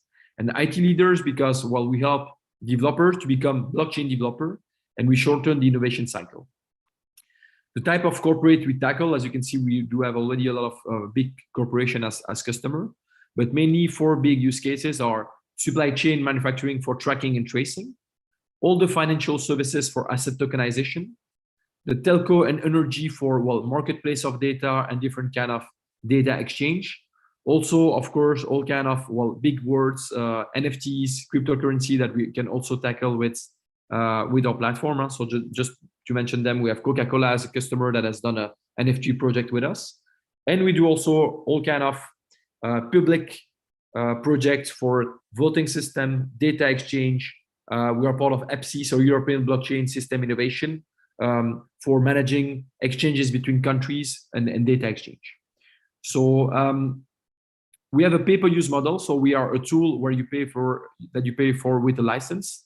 The more you use, the more you pay, with a clear flow of steps to follow to go to market as quick as possible. Today, we are one of the most complete platform on the markets with a full stack and full features that are available from backend to front end to blockchain application building. As you can see, we cover all the areas that you need to be able to develop and deploy a blockchain application. The team is already more or less 70 people present in, well, globally with offices in Singapore, Belgium, India, opening in Japan, opening in US today. We are well funded, so we are not anymore in the startup stage, we are more in the scale up with 15 million locked in Series A. So, and this money will be used for global expansion and continuous improvement of the products. Well, it's difficult to explain everything in a couple of minutes, so I invite you to contact me for next steps, where we can, of course, see, well, a demonstration of the platform, share with you the couple of points for the investment deck, show you the use case deep dive that we have done in the past, and so all kind of references that I mentioned, but also share with you mini books on sustainability, supply chain track and trace, any kind of key topics that you find interesting for you that we could deep dive together. I hope I was not too long. I tried to do my best. It was such a good pitch. I didn't want to cut you off. You were only very slightly over, but thank you. Feel free to stop your screen share as well. Sure. So from the first question I have from you, you mentioned in your pitch a couple of the different use cases that Settlement covers. Which one are you most excited about? And maybe if we think more about the future, what areas are you looking to expand into for alternate use cases? It's difficult to answer to the one I'm most excited about because you have some that are, from a business perspective, really impactful, that have a great return on investment. But you have others, such as we have created a voting system for Indonesia that's, I would say, allowed Indonesia to avoid riots, to avoid conflicts between people. So from a human perspective, this is the most exciting one, I would say.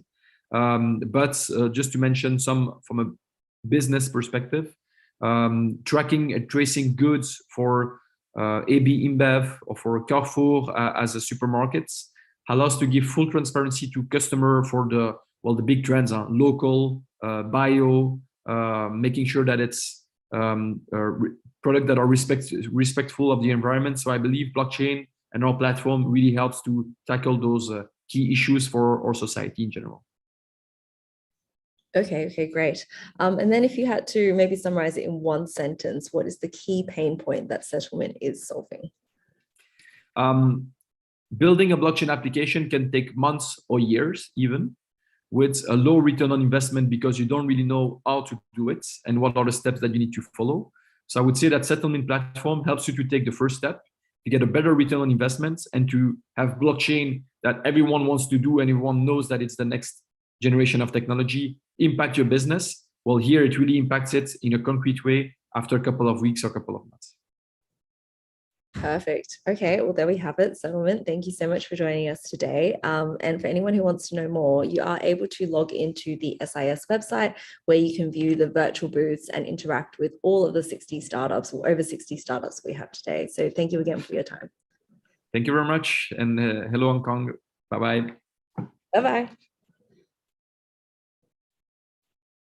So for our next startup, we actually have a Hong Kong-based startup. We have Mark from DigiNext. You might have caught him earlier at his panel discussion on the main stage on ESG measurement and reporting. So Mark, very happy to have you join us. We'll just move you in now.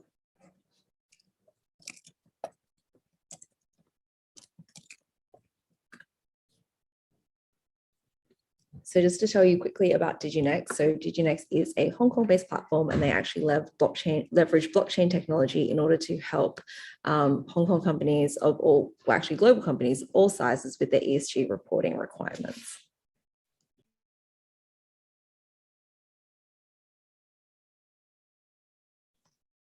Hello, Mark, can you hear me? Hello, I can. Hello, welcome. Can you hear? Yes, can you hear me? Okay. We're really happy to have you here. Hopefully your main stage discussion went well earlier also. I hope so.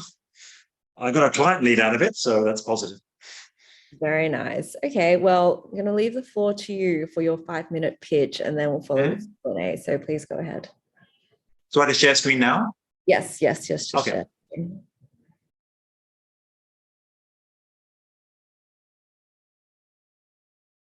Let me know when to start. Yep, go ahead. That's all good. We can see your screen. Oh, so hello, everybody. My name is Mark Blick. I'm CEO at DigiNext. DigiNext is a Hong Kong born and bred company founded in 2020. We've got a team of 80 people around the world now, and our products are live in over 25 countries. We started with working with some of the most conservative and risk-averse organizations that you can see here as our sort of own badge of credibility. But now we've really pivoted to how do we help small and mid-cap enterprises with their ESG and climate-related disclosures. That's because, as you guys know, ESG is the new corporate mandate. Reporting requirements are increasing from regulators, lenders, and shareholders, both on public and private companies. We work with a number of commercial banks who say that within 5 to 7 years, ESG and climate-related disclosures will be compulsory and mandatory for any company that wants a bank or get money from commercial banks. When those small and mid-cap enterprises go in the market, they find typically the solutions out there are designed for larger enterprises who have been doing this for a while. Or at the other end of the scale, there's a whole bunch of low-cost options that lack data assurance and automation. What companies are looking for are guidance, confidence to ensure their ESG reporting is comprehensive. As I mentioned, most of the solutions out there are cumbersome, expensive, drawn out. We know this because we've onboarded ourselves to 43 different companies in this space offering ESG services. We know they take months to complete. Average steps just to start the process, there's 15, 20 steps. And the cost is prohibitive. It's 50 to 150K at traditional consulting. And even tech-enabled, rather than technology companies, but tech-enabled companies are still $30,000 to $50,000. And if you look at the reasons why small and mid-cap enterprises don't want to do ESG reporting, it's really three. One, is too expensive. Two, they don't have the skill sets in-house. And three, that first step to get going is just too much a hurdle. It's too much of a hassle. And so they think, you know what, I'll do it next year. At Diginex, we are building, or I should say we've built an end-to-end solution for the future of ESG reporting. And for us, it was really important that we started as SaaS from the start. We took best-in-class practices from B2B SaaS products in other markets. So any of you on this call who have had the misfortune of doing tax reporting in the US, I'll say TurboTax for ESG, and you guys should get that analogy immediately. Wix.com is another one I can use. So how do we take machine learning to drive efficiency through our recommendation engines, security of blockchain for audit trail and transparency, and produce a product that is 6 times faster? So we know from our data that timeline from first inquiry to report is not months, it's days. It's under a month, it's around 26 days. It's 95% cheaper. So we are $99 per user per month. You can start with a single user. I recommend and suggest everybody on this call go to our website, and you can all access a 7-day free trial, and you can use the platform to your heart's content. And that really, again, differentiates us from anybody else in this marketplace.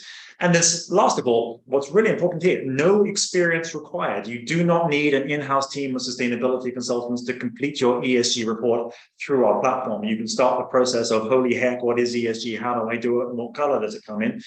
Just go all the way through materiality assessment, stakeholder engagement, report building, approval, and generation without the need. So we've completely disintermediated need for sustainability consultants, although you can include them if you wish, but without the need to have external people come in and then produce a report that's HKX aligned or SASB aligned or TCFD aligned that you can present to your bankers, to your investors, to your stakeholders, your consumers, or employees, and know that it matches up to global reporting standards. We have a specific focus on upper small cap to mid cap corporates. So think companies who are in early stage reporting between 1 to 4 years. So either it's I don't know what ESG is, I'm really starting from afresh, or it can be somebody who's 2 or 3 years into their reporting process that's kind of got the gist of it, that's doing everything on Excel and Outlook. Actually, I gave a presentation just downstairs on ESG reporting, and a company came up to me that was actually in that space. We've been doing it for 2 or 3 years. We want to drive efficiencies. We want to streamline the cost, and how do you help us do that? Our clients range from sub $10 million to $500 million a year. We're geography agnostic, we're industry agnostic. We cover 77 different industries, and our ideal user base is 3 to 6 users per company. So think CFO, someone from the legal department, someone from the HR department, perhaps a sustainability manager, and if they're public, somebody from the investor relations team. And our clients are loving the results. We've acquired 150 clients over 25 countries, and our solution has enabled significant customer uplift. So just an efficiency, we have an average employee saved 80%. That's just time spent gathering information, understanding what you want to report on. 35% of our customers issue their first report within 30 days. So I said average time to completion is 26 days.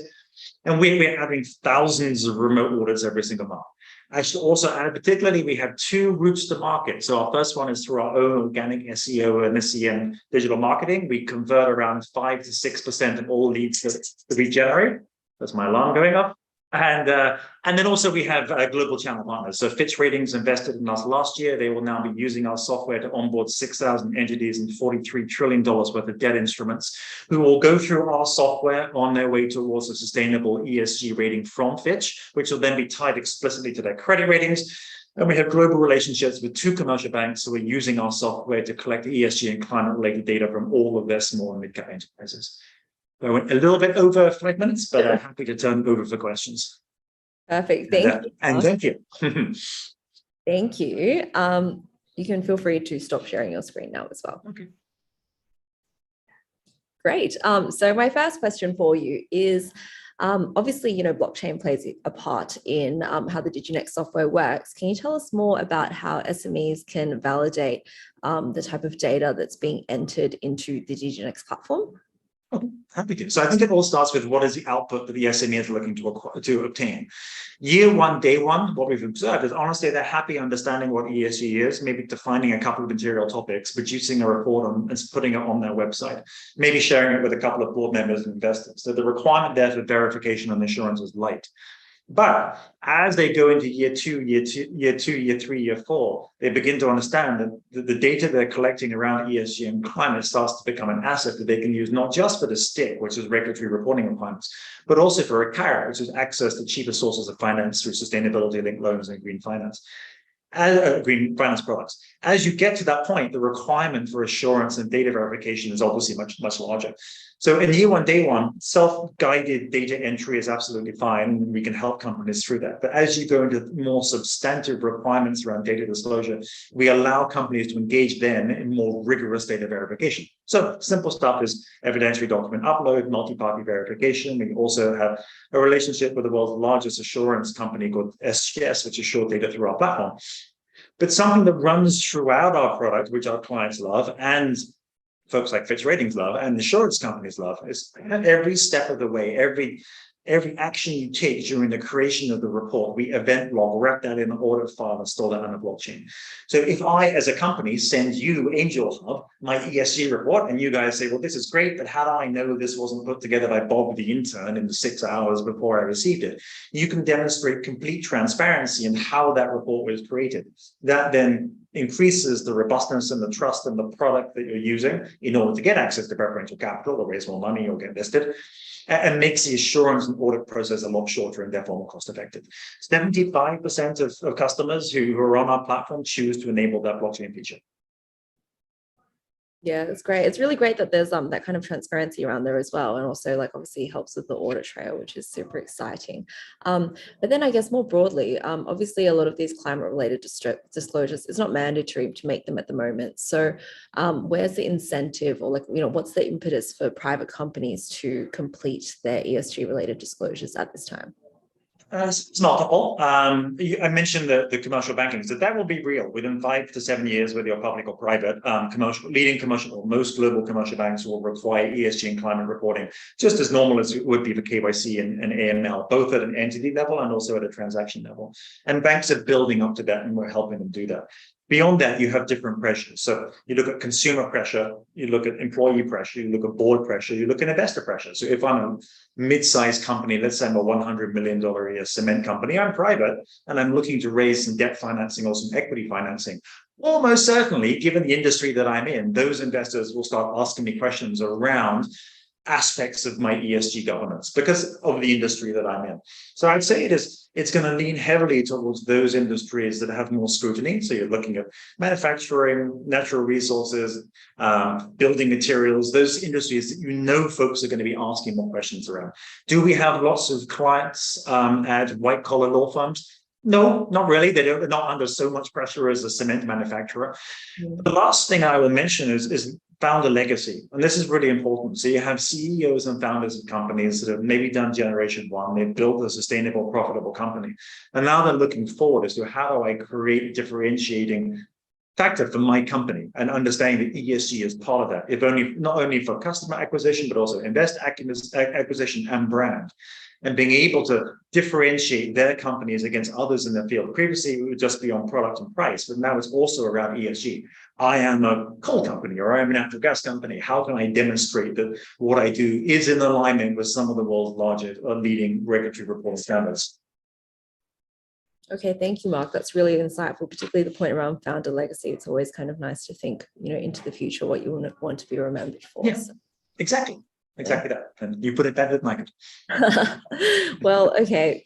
Thank you so much, Mark, for joining us today, and obviously for participating on the main stage panel earlier. We're going to take a quick break for the next 5 minutes before the rest of the startup pitches. So stay tuned for more. Thank you. Thank you, everyone.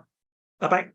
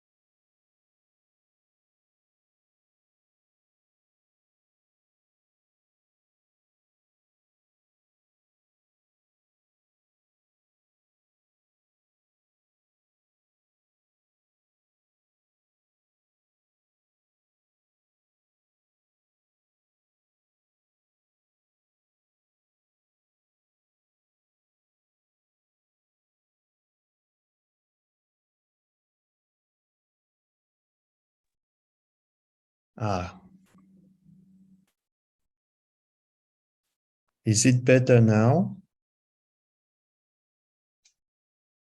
Can you hear me fine? Ah, great.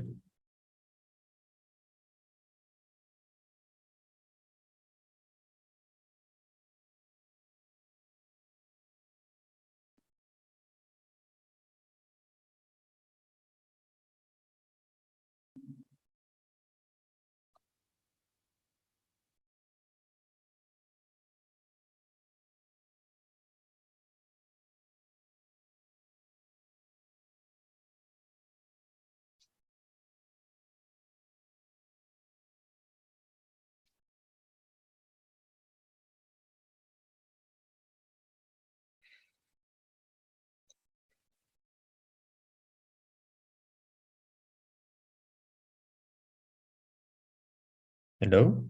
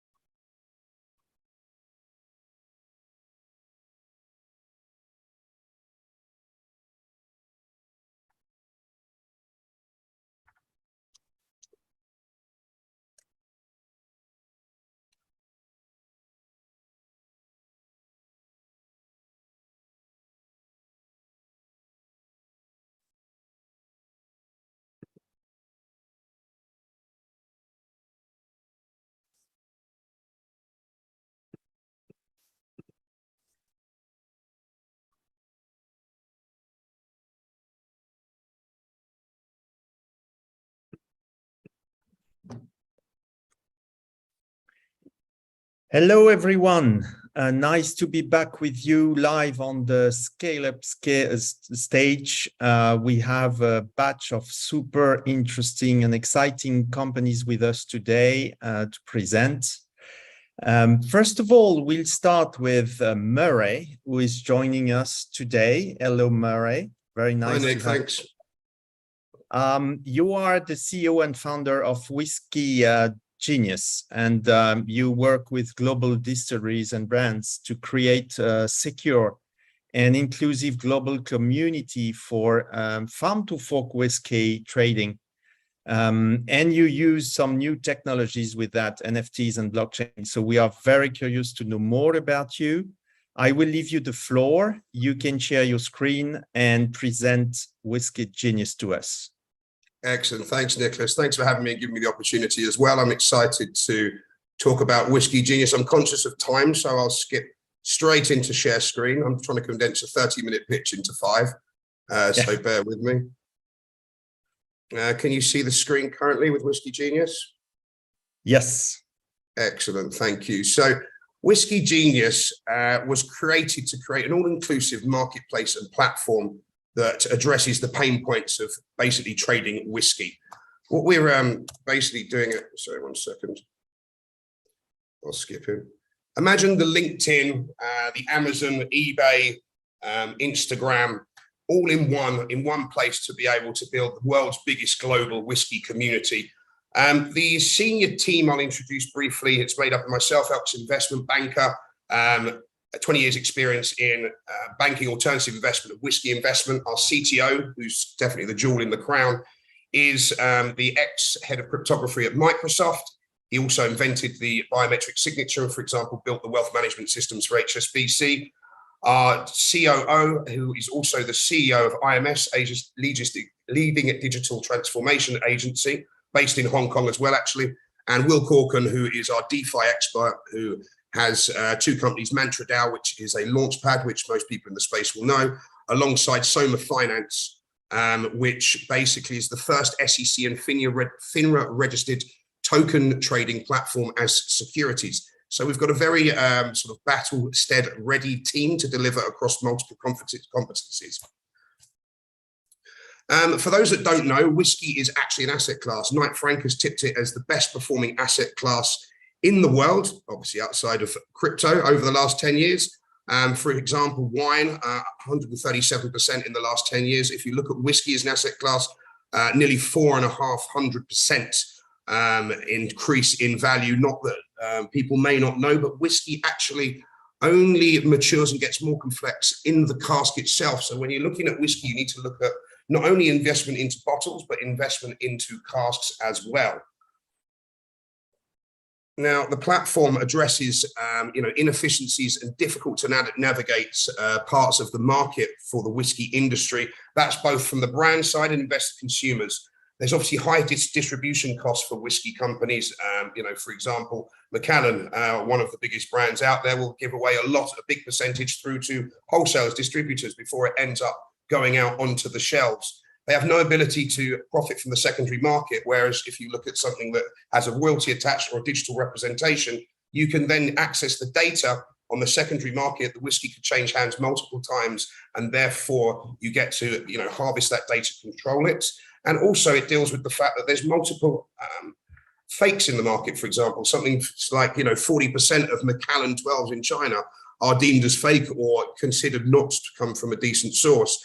And then it's also about trying to create this extra customer connection where brands such as LVMH, spending hundreds of millions to be able to, attach more of an experience for consumers around. And this is what we're trying to create through this site. It's an all-inclusive platform, as I mentioned, that includes whiskey investors, NFT collectors. Brands and distilleries can promote using their own microsite through the platform directly to the consumer base and retail that has a new access to global whiskies as well. So, for example, if you wish to buy whiskey in the past, you have to go through a specialist, and there's bad actors in the industry. Can't guarantee that anything you're buying is actually genuine as well. What we sort of aim to kind of solve here as well is just for the brand side of things, improve cash flow. You can actually pre-sell whiskey that's already in cask, whether that's a right to bottle of what's coming out the other end, or whether that is simply, selling whiskey early when it hasn't even left the warehouse or the bottling plant, for example. We're looking at, creating more education for the site to give people the ability and tools to be able to trade whiskey as an asset class, and also increased recurring revenue goes back to the brands, as well as, simplified market entry using smart contracts to be able to buy and sell whiskey via digital representation. If you wish to then receive the whiskey, you purely just burn the NFT and then receive the whiskey directly. We are also releasing a token called WSKY that will launch and be listed onto decentralized exchanges just after the platform launch, which is in a couple of months. We have the beta version that is currently underway, which launches in about a week's time. This will include various DeFi aspects, also dividend style yields through staking on the platform in real life experiences. And then we're actually doing the first ever metaverse tasting with an industry expert, where we'll send out the sample packs directly and people can enter into our self-built metaverse, put on the mask and actually taste and go through a tasting session with an expert in the metaverse. So that's very cool. We're looking forward to that. Basically, we're just digitizing the supply chain. At the moment, it's very arduous, very paper heavy. Essentially, we are going directly into warehouses and creating a digital counterpart via blockchain for either a cask, a bottle, or right to bottle, or in some cases, a fractionalized element. So you may have a very expensive £100,000 bottle of whiskey. We could break that into multiple fractions to give joint and shared ownership and shared profit when it's sold in the future. This can then be bought, sold, and traded onto our platform without the fear of having to go through the arduous process of importing it into the country where you live. With large tax issues. Hong Kong, for example, is 100% import tax. India, 150% import tax. So you can buy, sell, and trade, guaranteeing that you're going to receive eventually the physical real article. And then later on, you can actually then either collect it, have it at home, sitting on your mantelpiece, or display it in our own metaverse as well. So you can have two options there. The actual marketplace is more of an extension of brands. Each brand has its own microsite. You can then directly mint NFTs that represent bottles or casks on the website itself. And then they can share their own brand stories, videos, talk about the latest release. People can, choose to follow different distilleries, go onto wait lists for the next stock that comes in order to build this marketplace. We've already had, some great pickup from multiple industry leaders, such as, Jim Murray. We've got Sarah Burgess, ex-lead distiller of Macallan, who's interested in working us, help promoting the platform. We've got multiple experiences and brands. We're also wrapping experiences on top of these. So let's say we sell 250 bottles that represent 250 NFTs. The top 25 may come with an experience where you can go and stay a night in the hotel, go and visit the distillery, do maybe a blending experience as well, and get an extra special bottle, maybe with a unique label, for example. So, we're trying to create the extra customer connection, not just selling bottles of whiskey. As I've kind of touched on earlier, there's multiple ways for, yeah, hello. Sorry, I'll have to interrupt you because we're going to run out of time, and I've got some questions from the crowd. So it's great to get to the Q&A session as well. You mentioned indeed that you would probably attach some perks to the NFTs, right? That's the strategy, and you can imagine a lot of perks coming in.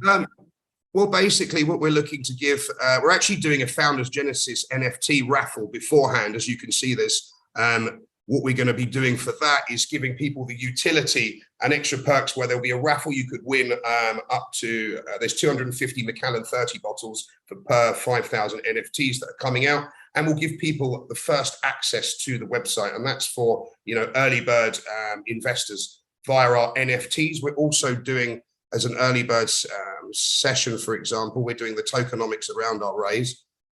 Sorry, 1 second, you've kind of put me off there. We've lost the tokenomics, and my apologies, and I appreciate we're under time. No worries. And one other question from the crowd before we close. You were talking of very expensive bottles. Of course, I can imagine that casks can be even of greater value.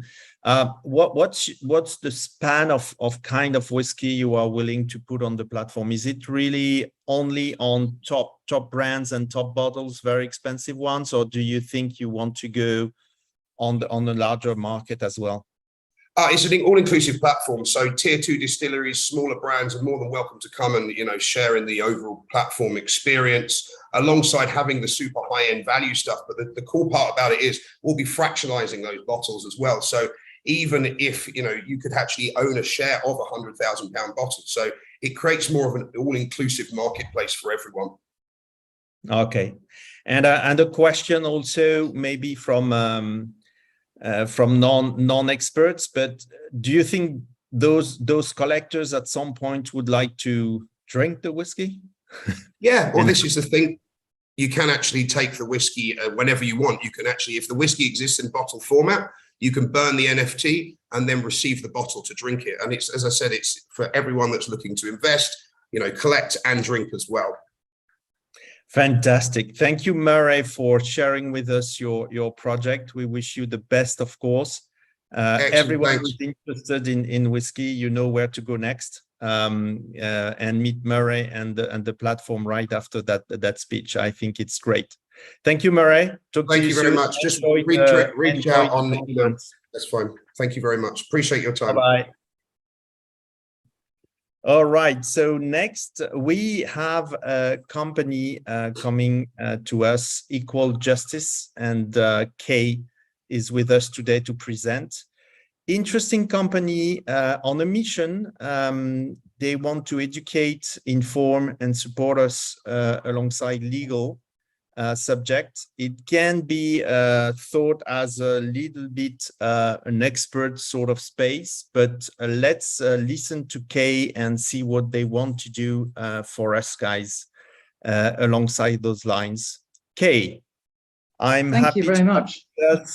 I will leave you the floor. You can share some screens with us and let us know more about your company. Thank you. I'm just going to share my screen. Thank you so much for the introduction, Nicholas. I have now, oh gosh, I've lost my window. 1 second, please. Yep. I think here.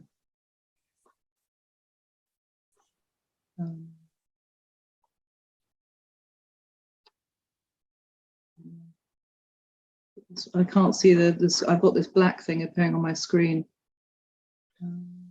We can see your screen, so yeah. Okay, here we are. Okay, can you see that now? Yep, absolutely. You can go.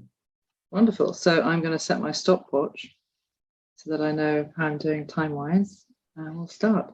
So good afternoon and good evening to everybody. Thank you for giving us this platform to tell you a little bit about our work, and also to invite you to move some digital innovation dollars towards the philanthropy space. I am pitching today for digital philanthropy and digital fixes to social problems that we are dealing with in Hong Kong.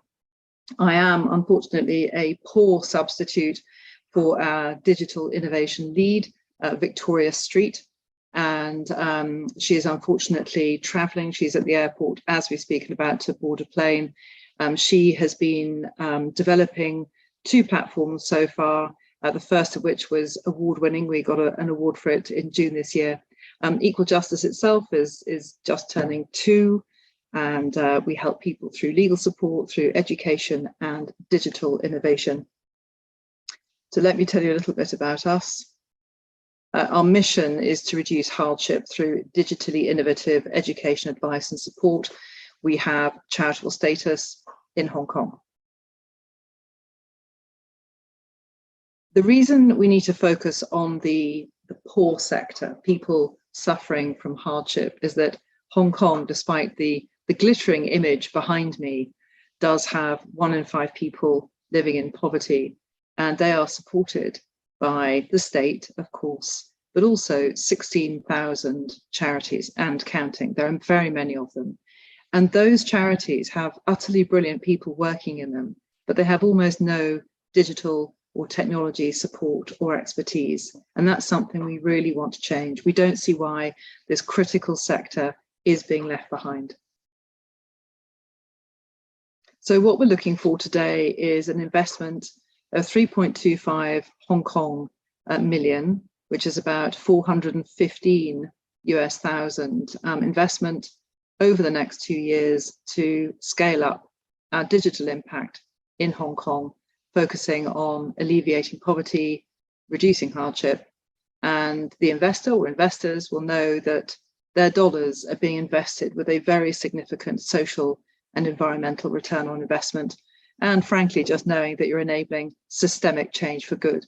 All the other good things that come with doing that naturally apply. We're looking at the S in ESG, the knock-on impact in the E in ESG, some if not all of the sustainable development goals. This is good work with great people. It's just very hard to raise dollars in this space. So we're thankful for this opportunity today. So what does this look like? We're looking to scale up what we've already delivered, and I'll explain that in a minute. We'll be looking at 3 products. One is technology solutions for community impact organizations. That can be social enterprises, charities, foundations. I'm just using the phrase community impact organizations, and that will enhance their external impact, their direct services for clients. And then also, secondly, products that help them re-engineer how they work internally, reduce the paper, get rid of the paper, work effectively, have interconnected systems that talk to each other to alleviate the administrative burden and to ensure that donor dollars go to where they're needed most. Product 3 is developing more public legal information portals. We've launched one, which won an award this year. We're launching another, and that's coming out in Q1 next year. The investment we're looking for is primarily for people, with $500,000 towards workspace and $750,000 towards technology platforms, coding, and so on. So that's the headline of what we're looking for today. And now I wanted to tell you about what we've achieved so far. So what I'm super proud of with the team is that actually, with almost nobody in the team doing this, apart from Victoria, who should be here instead of me, we've done 3 cool things already. And we're looking really for more support to get this to where it can get to. We think it has huge potential to lift the whole community in Hong Kong. So without dedicated staff, we're relying on volunteers, very generous technology platform discounts through TechSoup, who've been great getting us our own systems, but also we've been able to tell other community impact organizations about how we do our work and where we get the discounts from. We've been relying heavily on friends, of course, our families, and a small grant from the Equal Opportunities Commission in Hong Kong for PAT. PAT is the award-winning green logo you see on your screen now, which is a trilingual interactive portal using checkbox AI as its underlying platform that helps women, families and employers deal with pregnancy in a way that is good for mum, good for baby, good for the employer, and avoids legal disputes and unlawful terminations of employment. So really good all round. The other one then, the first top left, is our own digital automation, our paperless office. And the last one, which is Clicks, is in progress right now. We're bringing in technology from Australia. We're collaborating with another NGO to match law firms who can give support to NGOs who desperately need it. So the 2 gaps we see in the system are the community sector has no legal support that they can access immediately and quickly, and also this lack of technology support. So I wanted to give you an example of what we've built so far. This is what our own system looks like. That's products 1 and 2. We'd love to do that for other organizations, and it helps our own sustainability. Product 3, this is the one that we have launched, PAT, which won the 2022 Elita Asia Pacific Legal Innovation Technology Award for innovation and legal technology for good. We're super proud of this achievement. Very briefly then, this is what the Pregnant to Work or PAT portal looks like. Had some nice backing, some great videos, had a lot of fun making this, a lot of input from the community, some really nice reach there with over 27,000 views, looking at the video, people accessing the portal and asking our case management team for help. The portal we're working on does this. It's a digital fix for that systemic social change I was mentioning. getting lawyers to help NGOs, and that's clicks. And a quick fly through who we work with and who we are. This is our board. Victoria Street is our digital star there on the right. 8 people on our board. This is our fabulous team. Really interesting, diverse group of skill sets. And these are the 19 community organizations we currently work with. We'd love to see that quadruple with some investment and support. Universities, we work with Hong Kong U. That's it from me. I'm very happy to take questions. Thank you for the opportunity to tell you a bit about equal justice today. Over to you, Nicholas. Thank you, Kay. We stayed silent because obviously, you know, such an impact and such a goal, such a mission is always overwhelming and awesome. So big congratulations on tackling that issue as you decided to do. A quick question, because we still have a minute or so. Was more to understand exactly, you know, what's the mechanics behind. So on the first 2 products, obviously, as an NGO or someone helping those people, I can get some assistance on the tech side and the law side. Do you connect me with some people as you do in Clicks, or is it really fully automated and only digital? So the idea is twofold. It's helping to develop they'll get the discounts from the providers using our charitable status. Most tech companies give amazing discounts, if not things for free, actually, to not-for-profit organizations and social enterprises. So it's making sure we look at what an organization needs and getting those discounts, and then helping them to set those up. And then also the downstream reporting. So it's a full service. We'll get you set up so that you are paperless and able to do your internal stuff and also maximize your external reach and scale. Fantastic. Kay, we are running out of time, but thank you so much for being with us today. I hope that everyone who is listening is now already motivated to help you, whether you are a tech company or some talents that can join the team. Feel free to reach out to Kay. That's also the mission of such a conference. So thank you, Kay. Our best wishes to you, and let's keep in touch. Talk to you soon. Thank you very much. Bye. Bye-bye.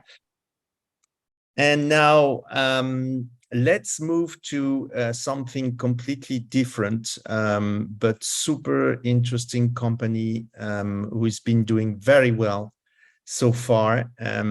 Transact. Transact is a company which is enabling people to on-ramp and off-ramp users for their own app on the Web3 and crypto space.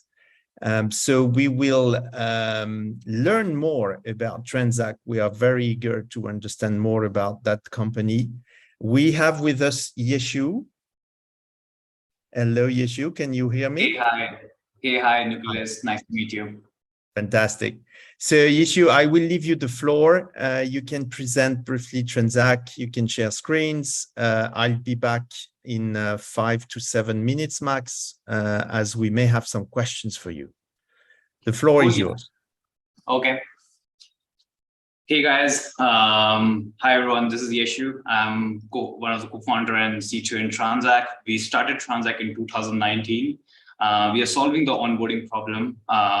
And right now we are doing millions of volume. We are 88 plus team members. And yeah, that's overall summary. And I'll just walk through it, like what exactly we are doing here in Transact. So we are solving onboarding problem to Web3.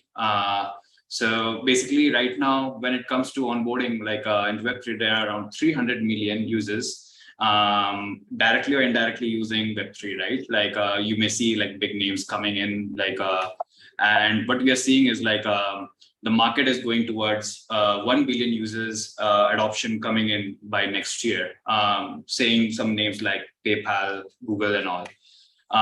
What Transact is doing, we are solving the onboarding problem, and the onboarding is not straightforward to any Web3 app.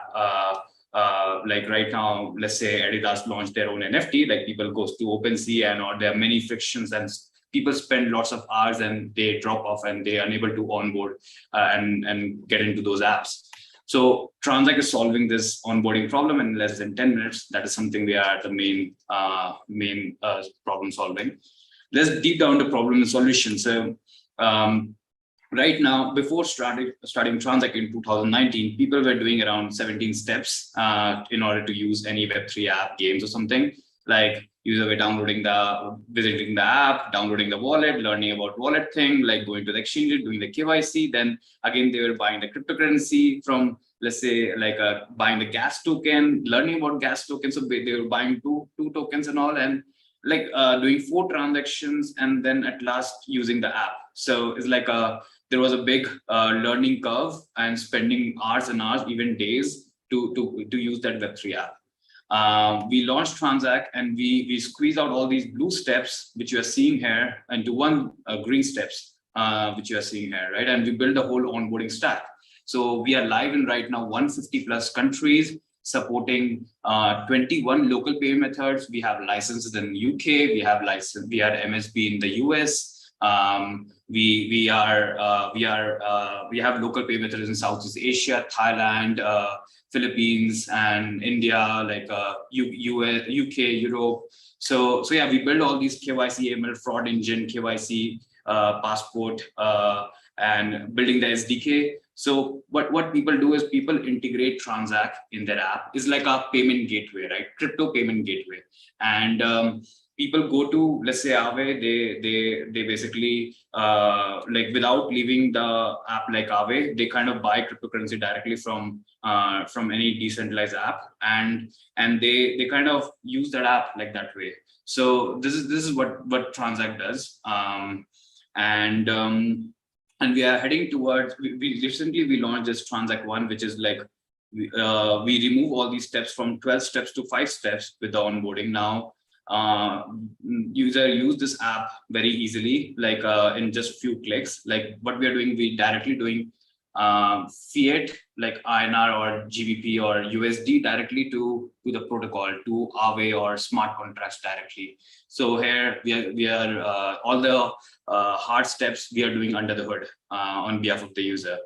And what we are focusing on, and also we are doing fundraising, is we are going into Auth SDK, wallet space, self-custodian wallet SDK is like we want, just like Web2 experience you see, right? Like you log in by Google and you click one click, you pay, and you use that, start using that Web2 app. Same experience we want to do it for Web3 app. It's just like log in by Google, we create a wallet under the hood, and user just like a one click pay, and they kind of start using that. This is something which we are seeing as an onboarding solution of all these problems. And by next year, we're gonna ship this product. And so yeah, that's more like our vision thing.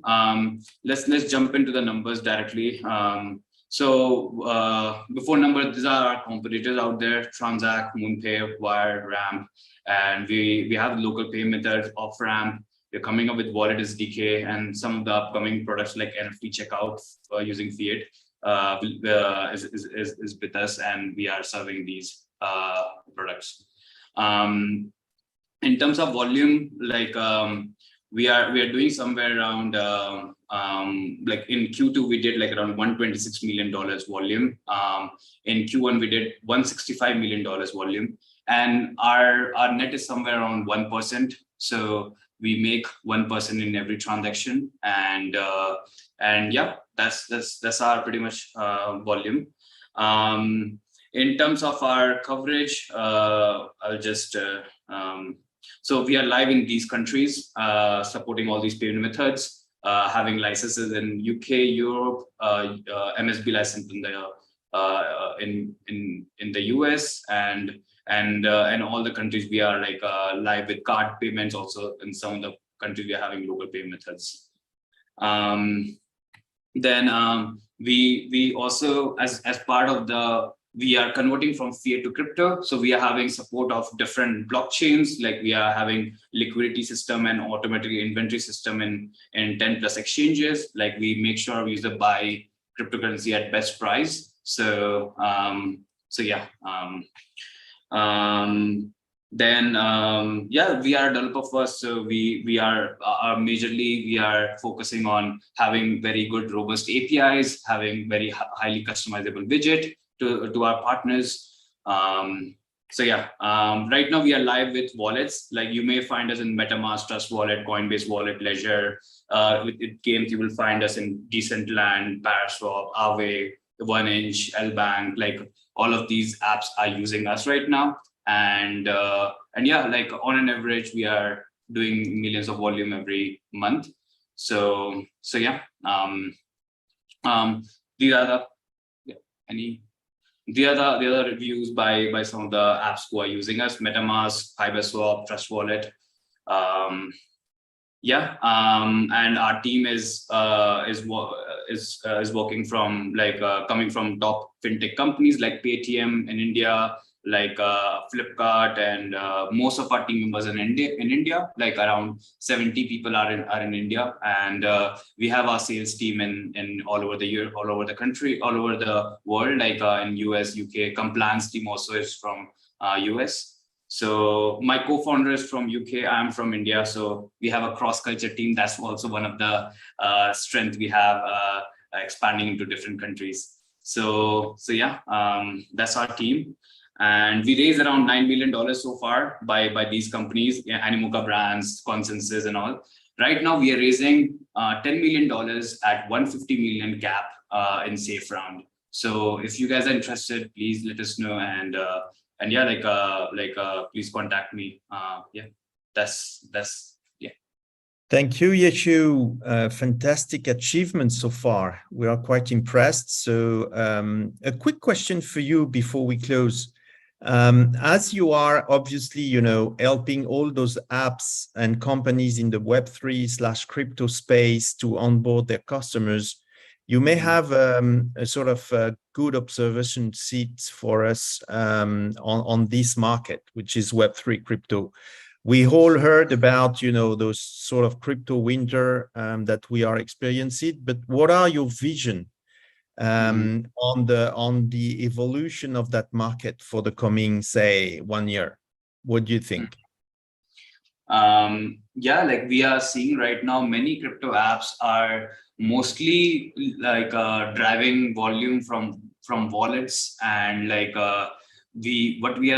trend is going towards, you may see like exchanges also, volumes are going towards DEX exchanges. People are using DEX more instead of centralized exchanges. And I'm seeing like many apps, like fintech apps, example, PayPal also started introducing crypto, buying crypto, and Cash App and all these things. So I'm seeing like many DeFi, CeFi, and games gonna adopt crypto, and basically they'll be needing an onboarding suite, onboarding toolkit for crypto. They'll be needing licenses and all these things. So we see that like there's a big trend coming where people will be using these apps to get into crypto space instead of going to the exchange directly and getting into those apps. So that's majorly as a short-term one year thing which I'm seeing. Fabulous. Thank you very much for sharing those knowledgeable insights with us. As Yeshu mentioned, so to the whole investors community, watch out. Transact is raising nowadays, so if you are interested, please contact us or the company. But that's an interesting company to follow. Thank you, Yeshu. Back to work. I think you have a lot to do, obviously, so we'll leave you there. Enjoy the conference. If you can listen to the live stream as well, we will be happy to have you with us. Bye-bye, and talk to you soon. Yeah, thank you. Yeah, bye.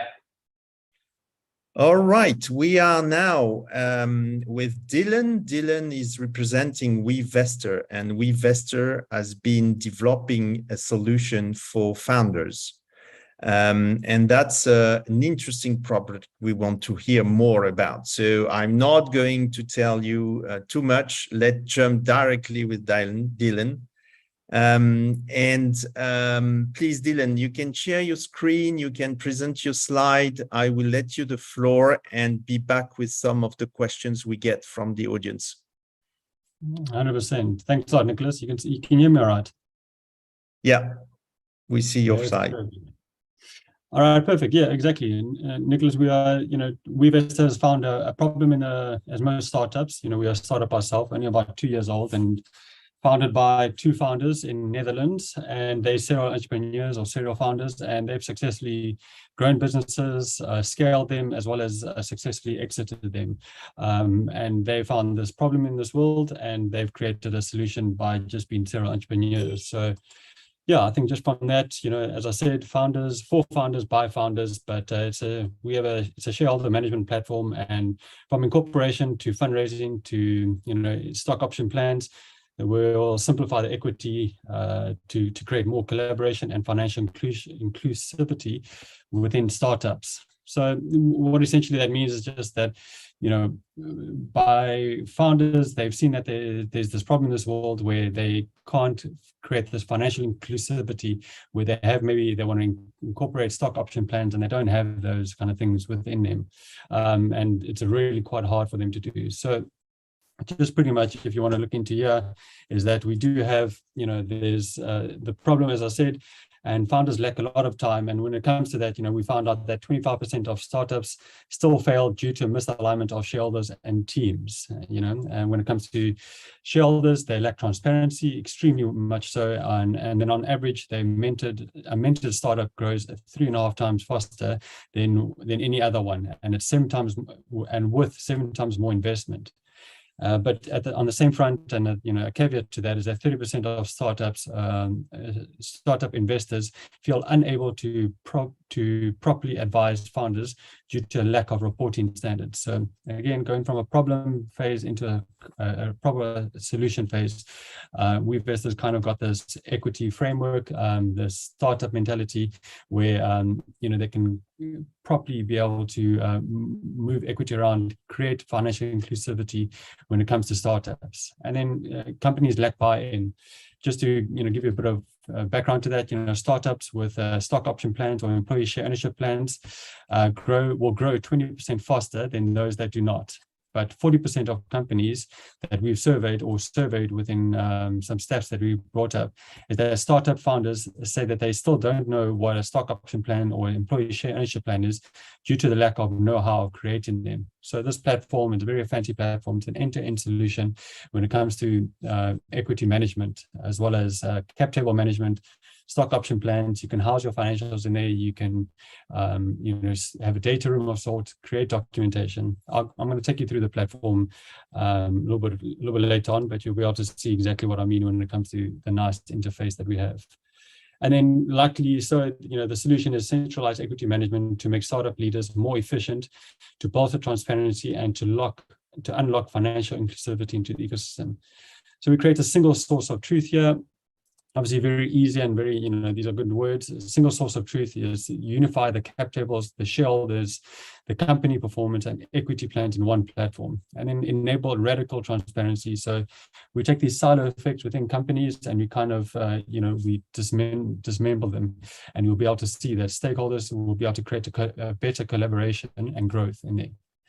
And then we again unlock financial inclusivity. We'll create financial inclusivity by simplifying wealth creation opportunities, ESOPs, and stock option plans. Yeah, because I don't know if I'm making any sense, but I think it's maybe time to show you our platform. Here is just exactly what we do. We'll reward and we'll prepare the fundraisers and stakeholders around the virtual data room. We'll seamlessly integrate this within the ESOP management or the stock option plans and any other kind of equity plans. You'll be able to see it on there.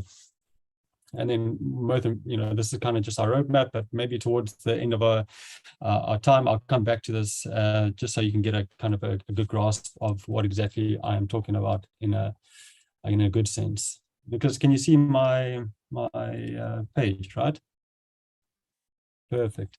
All right, so yeah, you can see that it's kind of, this is our landing page, this is our dashboard, and here you can see that there's an investment valuation, shareholder share price, as well as the total amount of shares. And yeah, these are just 4 pretty much wizards, and it's just a quick overview of exactly what's happening within any kind of startup, founders, and investors. So yes, financial, toggle between the different kind of, viewpoints. You can have any kind of metrics that you want to include or exclude. You can do it like that. And then here, likely you'll see your employee share ownership plans within your cap table and your top 5 shareholders in your cap table. It's similar to the financials as KPIs, and here's a little company description with quick company information, as well as any of your handles. Sorry, your handles. And yeah, cap table, I'll go into a bit more details here. You'll be able to see very nice user phase in that way. You'll see that there's employee share ownership plan or appreciation pool. You'll see the amount of percentage within there. You can see all the different ones. And there's the round shares investments. Similar to shareholding, of course, rounds, and you'll be able to see the time periods within these rounds that have come in, and then the investment amount and the valuation and the changes within those valuations, as well as the change in the share price. Loans and convertibles, easy enough. Great way to see loans and convertibles when it changes from some form of debt into an equity. And we know that within startups, there is some kind of loan, some kind of equity, some kind of convertibles that's in place. And maybe, just within here, you can see that there's total debt, there's loans amount, and we can go into a little bit further detail if you really want to see that these guys, what they've invested, the time period, if there's an interesting component towards it, if there's a tag along or drag along rights in there, any other kind of discounts and so on. And then we can obviously see that as soon as the revenue trigger comes in of that amount, that trigger would be, that convertible will be converted. ESOP, great new feature of ours. We can see that there's a difference between pools, plans, and grants. You'll be able to see that within here you can create any kind of pool, and then similar to from the pools, you'll be able to see the plans. So we do know that obviously companies have different types of plans in here, and you'll see the additional founders, employee share ownership plan. These things you can make up as much as you want. If you create these things, you don't have to incorporate them. Maybe it's something that you want to give off to investors to say, we're looking at maybe a management plan, maybe we're looking at an employee stock option plan for all employees. Maybe there's key individuals you want to give a stock option to. So we can do all of those kind of things. And then similar to that is obviously the grants that come into it. You'll be able to see who has shares, who has options. There's any kind of exercise price within there. And something great about it, you'll be able to see if it's linear or custom vesting schedules. And then when's the first kind of, vesting date in there. So we do know typical 4 or 5 years vesting dates, maybe a 1-year cliff, and then they are over staggered at at increments, what equal increments thereafter. Scenario modeling, look, I'll take you through this. It's a great new tool that we've incorporated, but I guess within your investments, you as a founder want to go to investors, you want to show them what are the scenarios like, maybe internally, but also to external investors. You want to see what's going on. So we'll name this whatever we want to name it. Let's say type E investment, and let's say a valuation of, let's call it, let's be false, and let's say it's about 75 million. And then obviously difference between pre-money and post-money, or for this illustrative purposes, they say it's post-money. And then let's include, okay, I'm going to go X capital. X capital, put in 200,000, let's put 2 million, and then types of shares, you can have common preference and certificates. You can obviously create your own kind of shares. Illustrative purposes, let's go common, and let's go a tag along rights. We're going to go put Elon, he's going to be a tag along. We'll create this kind of scenario, and here you can see that there's obviously a dilution of some sort, and you can see that X capital has increased and everyone else has decreased their dilution in some way. So a great way to actually see what's going on when it comes to the dilution. And of course, you can create as many as you'd like to show internally, so obviously in draft form, and you can obviously implement it when you want to get to investors. Similar to financials, a great feature.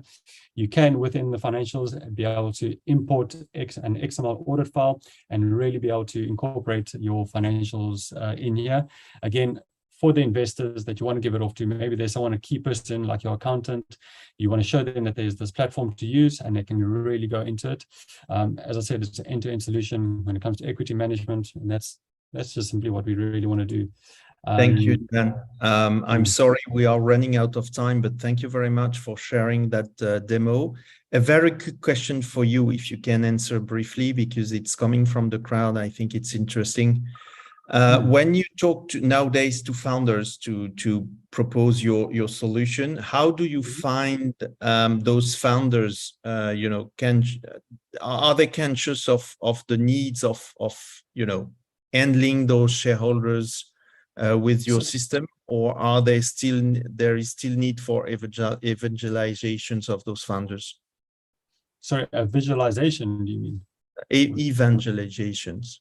So do you need to explain to them why they should manage better their shareholders? Well, it's, yeah, either we can educate the founders where they can, we show them the platform, we can really show them the simplicity of it and so on, or it's come into their lap where, an investor, they're knocking on another investor's door, and investors knocking on their door, and they like, well, your cap table has to be, in a sound mind. It has to be able to be presented, because a lot of times, founders are running Excel spreadsheets, and it's not that good to run Excel spreadsheets because it's an editable format.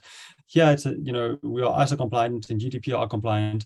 You can store that kind of legal framework within there, but you can also have this like one-stop shop and an end-to-end solution where you'll be able to have this cap table management. You can show it to the investors. You can run scenarios internally to say, okay, listen, if we go to market and this investor wants to invest with us, we think that this kind of investment framework is best suited for us. And we'll see the dilution, because there's going to be a dilution, or maybe they want to raise capital or raise share capital, and they'll be able to see exactly what's going on with that. So it's thank you very much, Dylan. Yeah, thank you very much. Super interesting. So a shout to all the founders and entrepreneurs that we have in the room and in the conference.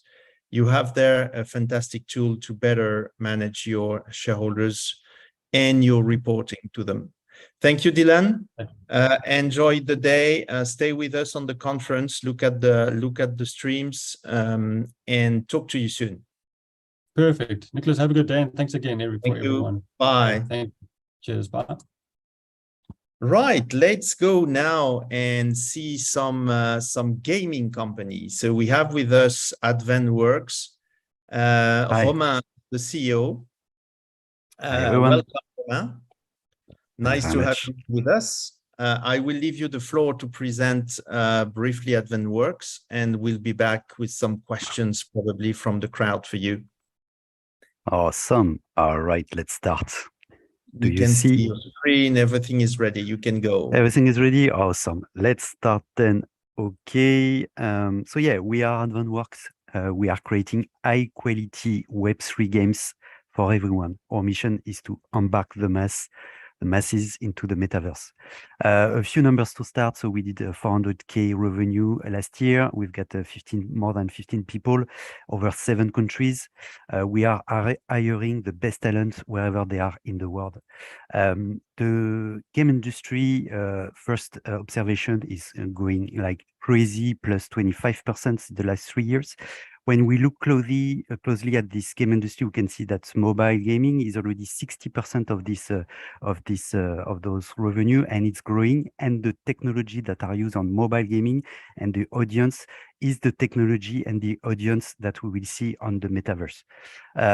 So our mission is to embark the masses by providing Web3 experience to this new audience that come from gaming. A few words about AdvanWorks. So since the creation of AdvanWorks 40 years ago, we're creating a real game factory. So we've got the ability of creating our own game internally and self-publishing them.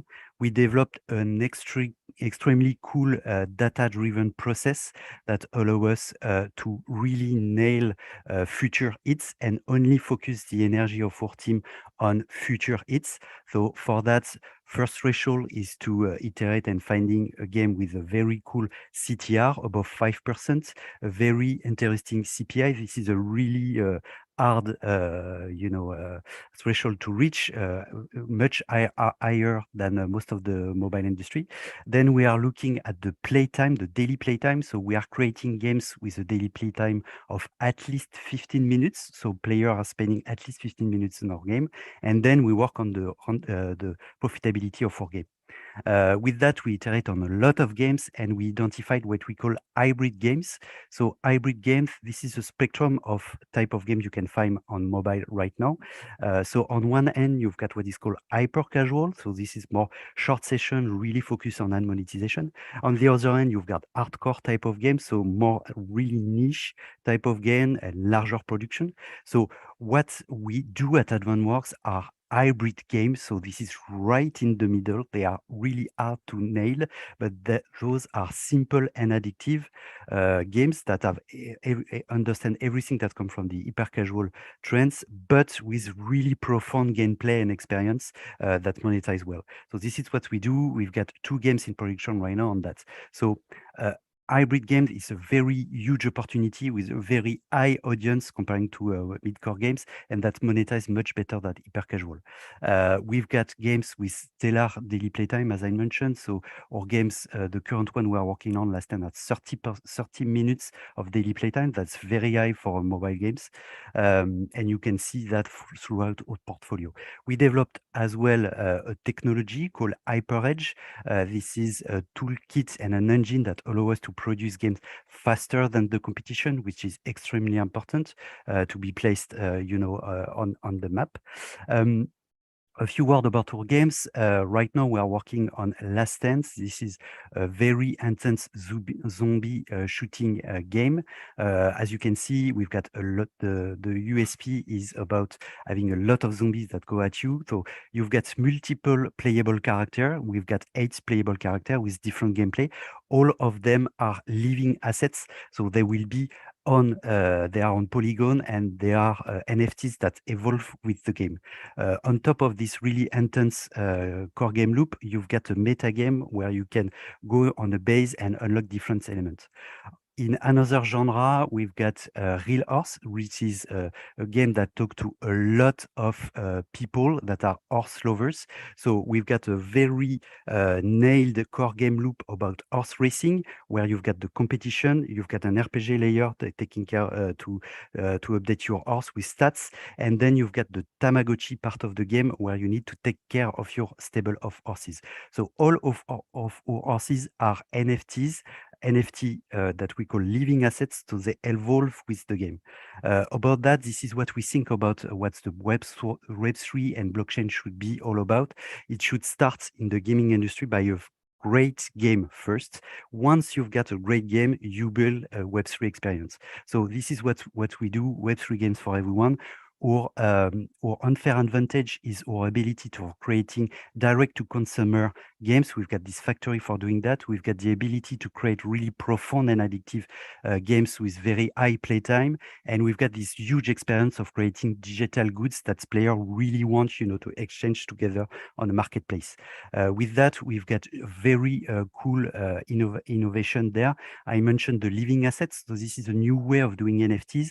So this is not just a static elements on our horse game. When the more you play, the more the NFT which is behind your horse evolve. So the stats of your horse evolve when you change it visually as well. When you paint your horse, it's evolve on your NFT and on your marketplace. Second, we are doing optional Web3 flow to be able to embark the mass again. So we propose marketplace, Web3 marketplace only to English player, and we do that in a streamlined way with a very simple and smooth onboarding. And we are iterating on a lot of cool way of using the blockchain as well. So don't miss the hybrid Web3 train. We are your ticket for that. A few words about the team. So we gather a very cool team with my associate. We met at Ubisoft. I was a producer on Watch Dogs and on Fable at Microsoft Games. Aline, she's our chief game design. We've got 15 people in 7 countries from the game industry and digital native. In terms of finance, first year we are going to generate 3.7 of revenue, creating more hybrid games and work on our tech HyperEdge that's going to be eventually proposed to other studios. And we are raising 2.5 million euros right now. Tickets are there. We've got some M&A proposition right now. We try to close for mid-September, so don't hesitate to contact me. You can scan this, and I would be super happy to discuss with you in details about all that. Thanks very much, everyone.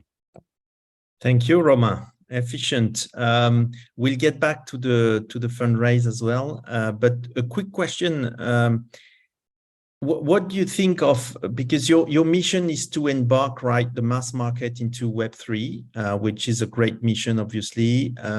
We understood from your presentation that, it starts with the game. So finding the right game to onboard those people. Do you see, though, any other kind of challenge that the industry should solve, to get that mass market to Web3? Any tech challenge, or what do you think? Yeah, so there are a lot of tech challenge there. So the onboarding process is extremely important. So making sure this is really easy, to create your wallet. So what we are going to do is using a tech that allow us to create the wallet streamlinedly, for the player. So he will just log in with a Facebook and a Google account. So no, password to create or very complex element to do. And then our marketplace is in fiat, so you can exchange in fiat. So you don't necessarily have to be, a crypto educated person to be able to use our marketplace. And we think this is extremely important for our audience. And again, we need to make sure, our game, this is only with the use case that, people will see the value of their digital assets. So when, a player spend, 3 weeks taking care of a horse, choosing the name, talking to them, because they can talk to them, taking care of them, training them, they will see the value of that, and the marketplace will make sense. So this is the really other way around from maybe some other Web3 initiative where they start from the NFT and they build a game around that, right? So yeah, okay, fantastic. And one last point for you, as we have a lot of investors in the crowd, what would be the dream investors you would like to have on board? So we would love to have someone first, that embark with us in our mission. We know this is going to be a huge game changer without doing any point there. But yeah, so people that are that love games first, clearly, because we are passionate about games. We've got a really great team of people from the industry that love games, and that think that Web3 is going to be an incredible experience with us. So with some experience into Web3 would be absolutely fantastic. Fantastic. Thank you so much, Romain. So shout Thanks out a lot to the investors around us. Anyone who is a big fan of gaming, please contact Romain and see if you can be part of the travel of the adventure. See you soon, Romain. Bye-bye. Thanks Thank you very very much much for being with us and sharing. Thanks a lot. See you soon. Bye. Hello. And so now we have with us Sarah. And Sarah is the CEO and co-founder of Niftyz. Niftyz is about creating new digital properties, NFTs, from assets. And so we will listen to you, Sarah, to explain to us exactly what's the revolution you want to bring to that space. You can share your screen and the floor is yours. Hopefully you see my screen now. Yes, we do. Okay, perfect. So thank you so much for having me here today. I'm Sarah, I'm the CEO and co-founder of Niftyz.io, and also a proud partner of Scaleup Impact Summit today.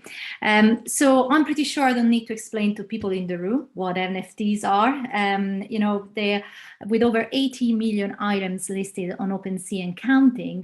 This is definitely one of the fastest growing areas of the Web3 space, from art to entertainment, gaming, and fashion, you name it. But whether you like these pictures or not, and whether you think they have utility or not, this is still a market that is currently worth $37 billion and growing. So when we're looking at businesses, how can they really harness the real power and utilities of NFTs? So here is Niftyz.io, the first NFT platform for the B2B space. We actually spotted a gap in the market because businesses don't feel represented in this space. And that's why we are helping them to actually productize and monetize their digital property and IP by helping them to turn pitch decks, reports, memberships, events, and know-how in more tradable NFTs. So let's take a look at how the platform works. When you log into the Nifty's platform, you can get one of our OG premium accounts. That will give you the opportunity to create your unique NFT business profile, which is a QR code that really redirects to all the NFTs that the businesses will create. We call it a transactional business identity, like a LinkedIn on steroids, basically. Then you can create and choose, you can choose a template that is available on the site, or even create your own from, signaling an S round or productizing your know-how. You can upload all your documents, video demos, perks, newsletters, and much more. And finally, you can set your own rules, targeting, access rights, give it a price, and mint and earn from your digital property, or even just give it away for free. So these are some of the use cases. As you will notice today, when you log into your SIS account, you can actually mint your NFT avatar, and that will give the possibility to the team to actually drop new exciting offers and perks for future events. But we're also actually working with memberships associations such as Crypto Valley to engage their members. We are also working with lawyers, architects, and service businesses to productize their reports, templates, and much more. And finally, we're also working with Web 2 and Web 3 startups to help them tokenize the consultancy services, creating token-gated surveys, and much more. At the moment, we have two options. We have a basic option, a basic plan that will go live later on in the year, and that is free, and a pro plan that is currently available on the website. And you can get one of those for only 0.2 Ether at the moment. And that will guarantee lower transaction fees. And of course, a lot of other perks, such as, having access to our NFT Academy and having NFT certificates, and also earn from our partners program that is totally on-chain. In terms of product roadmap, we are currently in testnet, going to live net at the end of this month. So I will be at Token 2049 in Singapore, demoing the platform and showing how that whole thing works with our great new beta testers. But we also have a very packed roadmap ahead of us with some exciting features. We are officially kicking off our seed round. The capital will be deployed to strengthen our partnerships and marketing, but also to expand to new territories such as Asia Pac. And of course, last but not least, definitely to strengthen our platform. We want to be fully multi-chain, and we also want to develop a white label solution, as a lot of our current beta testers are asking for one. This is our amazing team. I'm based in the UK together with Denisa, Muskan, and Harry, who are here today. And if you actually receive a message from them, please say hi. Russell is actually based in Saudi, and Sebastiano is our star, and our business CTO and the blockchain lead is based in Italy. We have a great business board and board of advisors, and this is just a selection of those. Our investors, we're proud to actually be one of the graduates of Launchpad Luna and have Animoca Brands and Brink as our top investors, but we're also backed by universities and of course blockchains, and have fantastic partners and supporters. So join us to turn B2B assets into tradable NFTs. And if you need any information about our fundraise or how to become a beta tester, please get in touch with me today. Thank you. Thank you very much, Sarah, and thank you for being a partner with us today on SIS. We very much appreciate it. Sarah, a question for you. Where are you going to focus right now? We see the fantastic idea you have. We see the market you are targeting. But where and how will you start, acquiring customers? What's the strategy? Absolutely. So right now, we started to bring customers on board. We didn't expect really to have such an amazing and positive feedback, especially from, Web2 businesses, to be honest with you.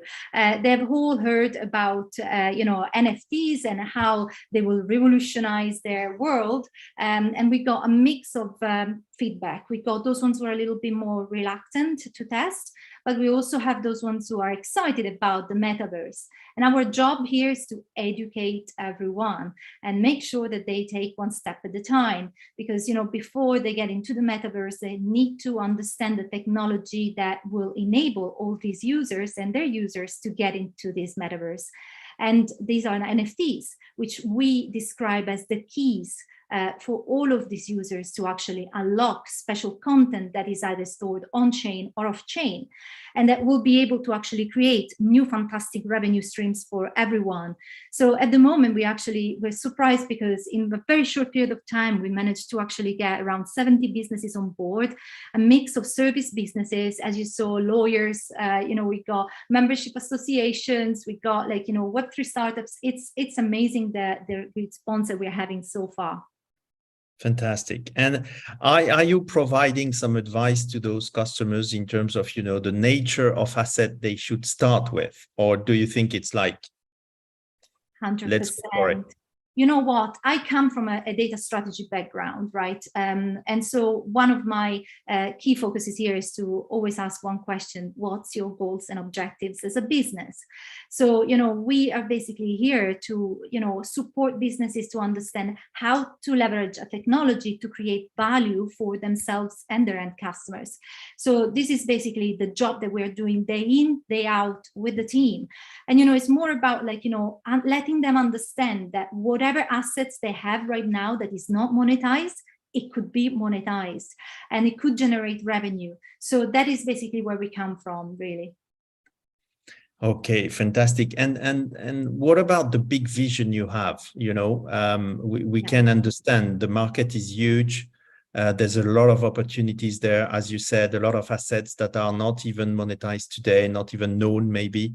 That you can monetize, but what's the big vision? You want to share knowledge, or you want to, you know, or create a sort of secondary economy around those assets? What's the idea? Yeah, I think, you know, the biggest vision is to become the leading DApp in the B2B space, enabling really businesses to create new revenue streams through the use of NFTs. So, you know, we really see Nifty's becoming, you know, the natural step for businesses to turn their static LinkedIn profiles into something more dynamic and transactional that can really generate value, as I said before, for themselves and their end customers. So we also believe in zero waste. And we actually created something that's called input economy, meaning that we want to really enable businesses to turn all of this unmonetized work and time, you know, into something tradable that has got value, because it does. So let me give you an example. For instance, you know, let's take accelerators and incubators.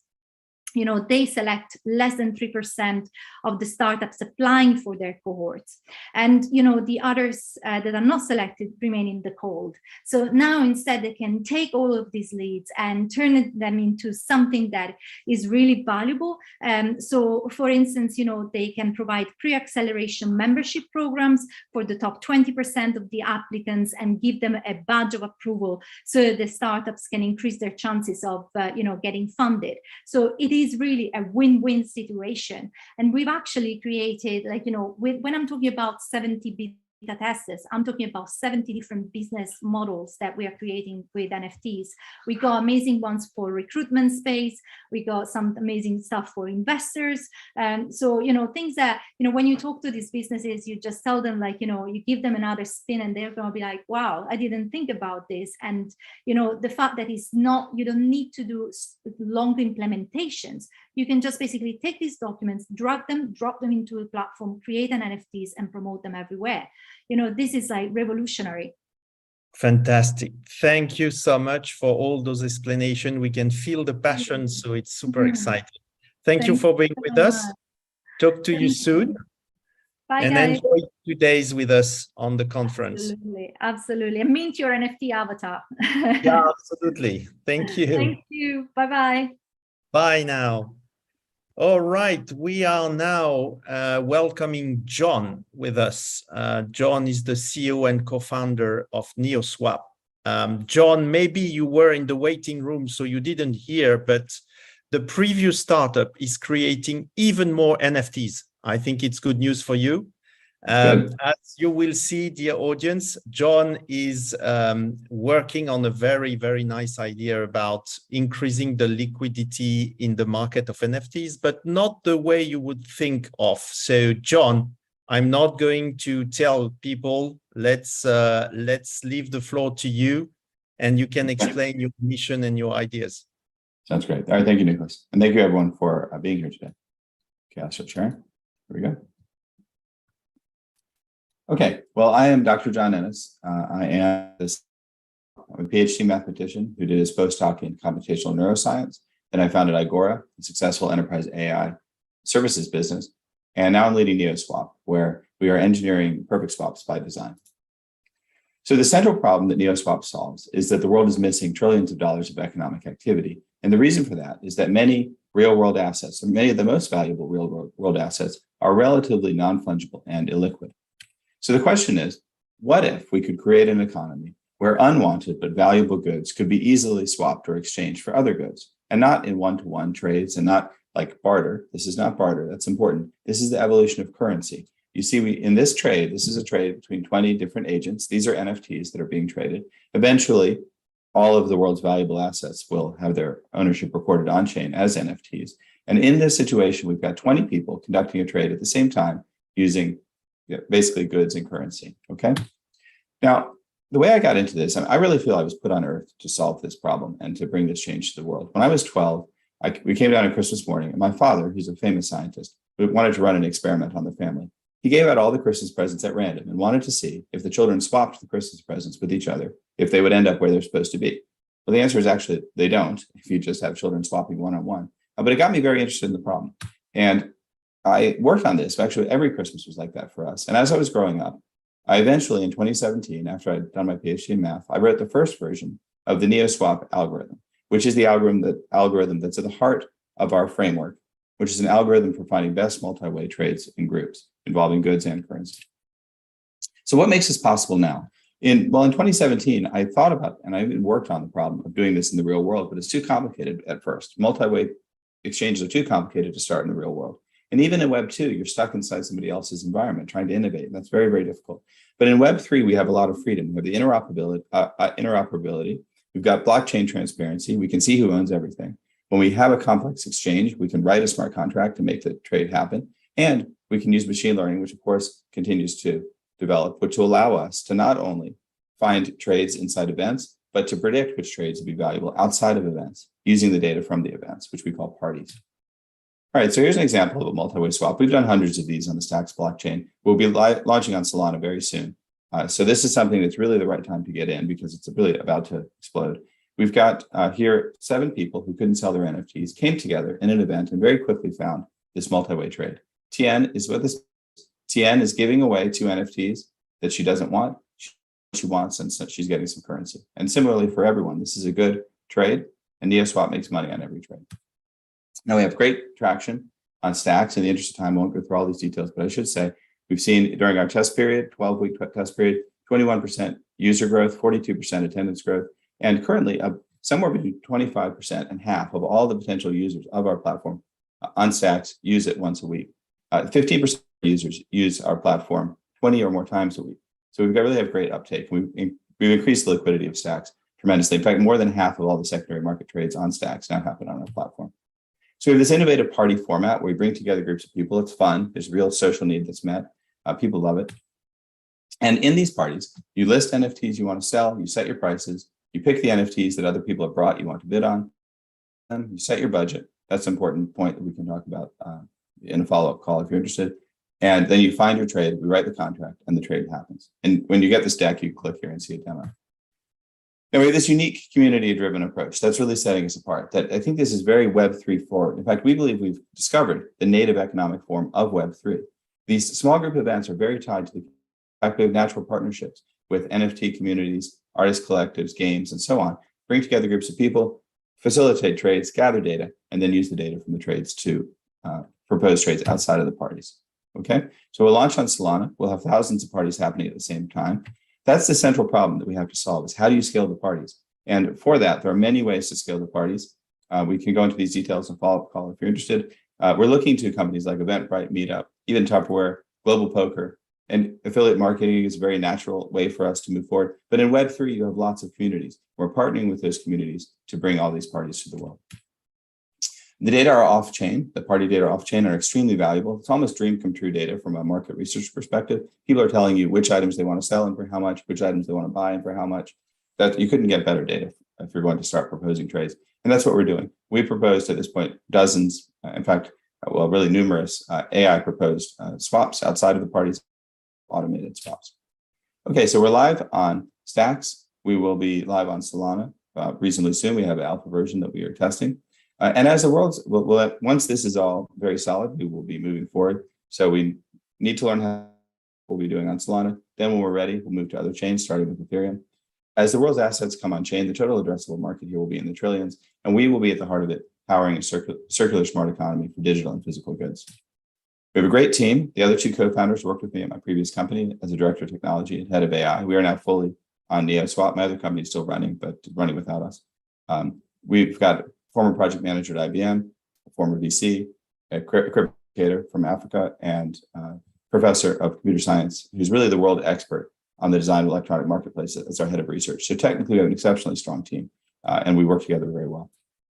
Okay, diverse group of advisors, including a mix of crypto native and generalist VCs, as well as different CEOs, even a behavioral science professor.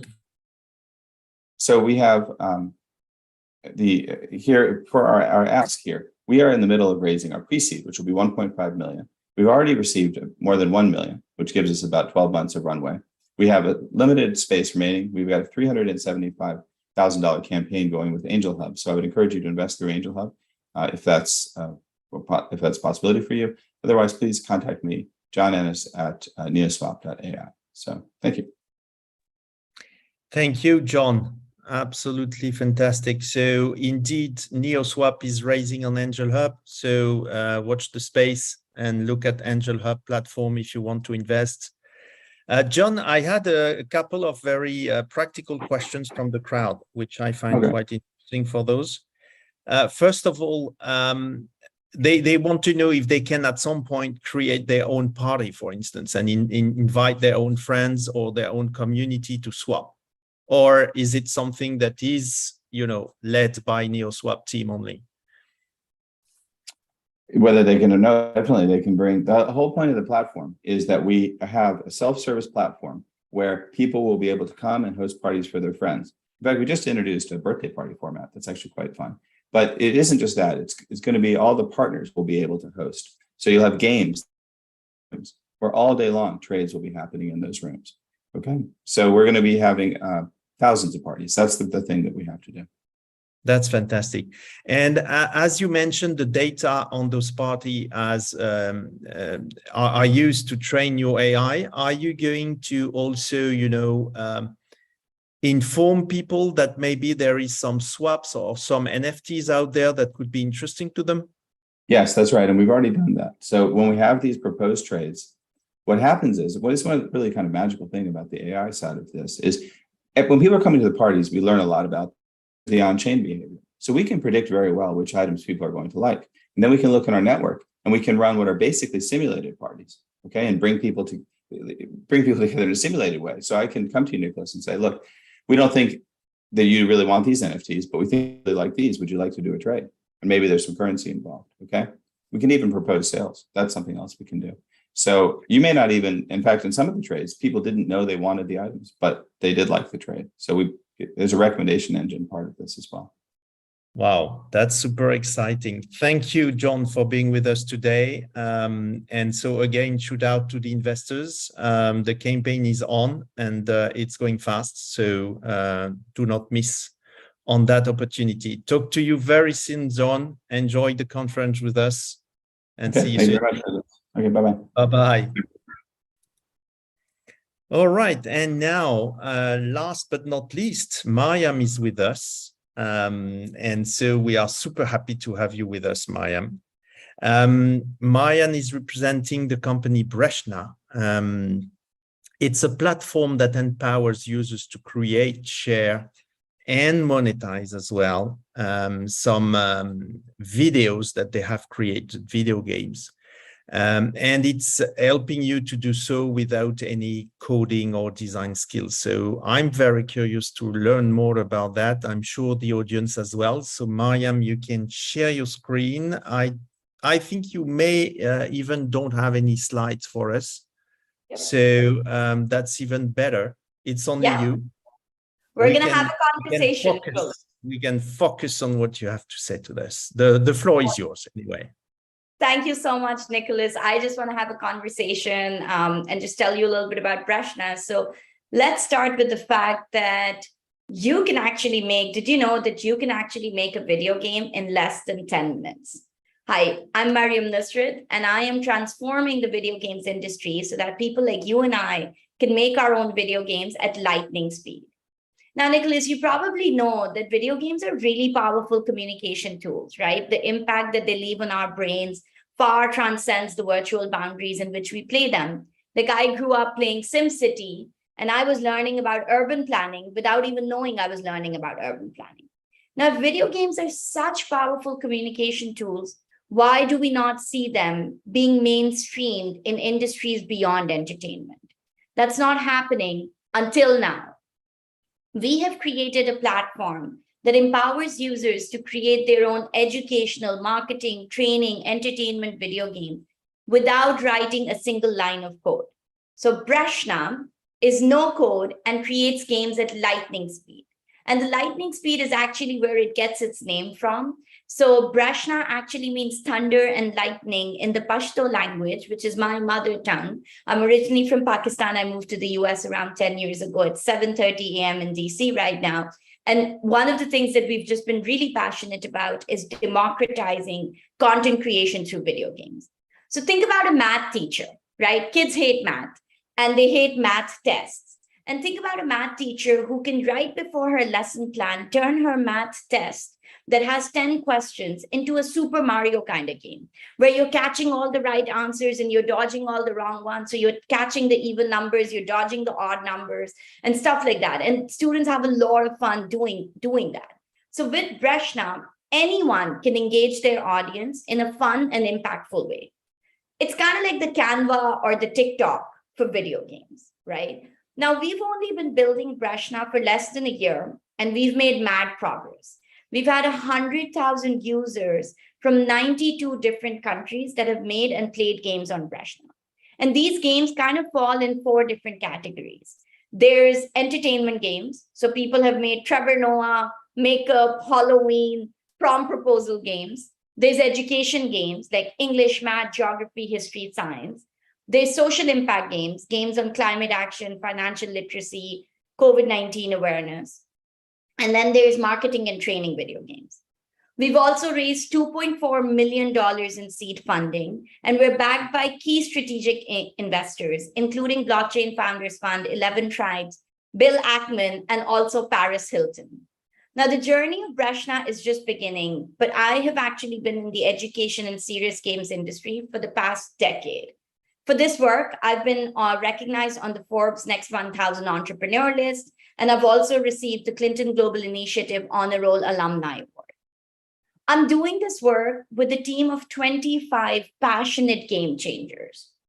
We're very diverse, we're capital efficient, and we're committed to transforming this billion-dollar industry so that everyone, no matter where they are in the world, can make their own video games without any coding, without any design skills at lightning speed. We're headed to the moon, and we would love for you to join our rocket ship. So what do you say? Are you game? Thank you. Great, thank you, Mariam. Such a passionate conversation. That's super interesting. Where did you get that idea? Honestly, it's surprising and it's quite refreshing. So what was the trigger? You know, what was the situation when you said, okay, I need to bring everyone on the scene and make them able to create those games? Absolutely. So Nicholas, I've actually spent 12 years working at the World Bank across 22 different countries in education. And one of the things I realized very quickly was that no matter what country I went to, education was very boring, right? It was always, here's the PowerPoint presentation. This is not just education, purposeful communication, health, financial literacy. Whenever you want to change someone's behavior, it's always, here's a brochure, here's a PowerPoint presentation, go change your behavior. And for me, I'm passionate. I think video games are so powerful. I grew up playing games, and I actually grew up playing casual games.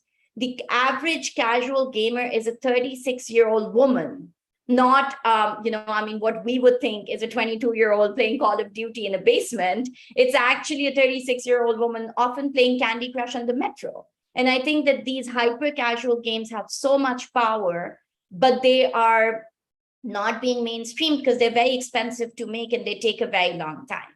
So I just wanted to empower people out there so that they could make their own video games and empower people to tell a story through video games, make the TikTok or the Canva for video games. And now it's not just making your game, we're building an entire Web3 layer. So you will not only be able to make your game, you'll also be able to own it and monetize it. So there's an entire marketplace where you'll be able to put your own NFTs in your own video games, and a virtual carnival where you'll be able to take the games, display them, and make money if you've made a really cool game. That's incredible. And how do you see that impact on the Web3 gaming space as we see it today, which is quite complicated and heavy in terms of development? Do you see your crowd of creators entering that space also easily? I love that question. So Nicholas, right now, most of the games that we've seen have looked at a play to earn model, right? Yeah. So it's mostly go in, play the game, and you go in to earn tokens. So it's almost like, first of all, it should be play and earn, not play to earn, right? I mean, games have to be fundamentally fun so that someone's going in to play them, and then they also happen to earn the token. We're bringing in a make and earn model. So now we're saying not only do you get tokens for playing games, you also get tokens for making games. So the content creator economy that's out there, we're unlocking that for video games. So there's two big differences. First of all, not just play to earn, but also make and earn. Secondly, the kinds of games. So most of the games that you see are like AAA, deep, immersive, environmental building right now in Web3. They're very, open world role-playing games. We're saying, what about this entire genre of mobile casual gaming? Like that hasn't really been brought into Web3 right now. So we're trying to do that. And actually, there's a third difference, which is let's not limit it to entertainment. Let's take it beyond entertainment. What about Web3 gaming for education? What about Web3 gaming for marketing? What about Web3 gaming for training? So we're basically disrupting the content creation economy so that people can create, share, own, and monetize their own Web3 games. Fantastic. And who are you targeting to start with, in terms of those users / creators, or where can they find you if they are looking to create their own games? Absolutely. So it's been a while, Nicholas. Like we've seen global adoption and people have made games about all kinds of topics in their own languages, with their own music, with their own art. But the two user categories, the super users that we're focusing on is education, students, teachers, parents, because that's just blowing up. We have teachers in South Africa making math games, teachers in Saudi making Arabic games for science and, physics. And then we have, so education is a strong one. But then there's the content creators. We're living in the generation of TikTokers, right? 16 to 25-year-olds. They want to tell their story through their own content. And that's the other one that we're just seeing rapid adoption in. And we think that that's also going to overlap a little bit with the Web3 content creator economy. So those are the ones we're really focusing on. Anyone can make a game on Breshna. All you need to do is go on Breshna, BRESHNA.io, and you can sign up. It's completely free. You just need an email. You make your own video game. It takes 10 minutes. And if you aren't able to, just ping me and we'll help you make your first video game. Well, Mariam, that's a very nice conclusion. You know where to go, guys, to create your own videos. Thank you, Mariam, for sharing your passion and your ideas. We hope you will enjoy the conference as well. Stay with us, look at the live stream, get some ideas from other entrepreneurs. That's all the game as well. Thank you. Talk to you soon. Thank you. And now, dear audience, we are coming to the end of that scale-up track for today, but that's only for today. You've seen 18 very interesting company. I think we have shown for sure the diversity we can see on that market, right? Web3.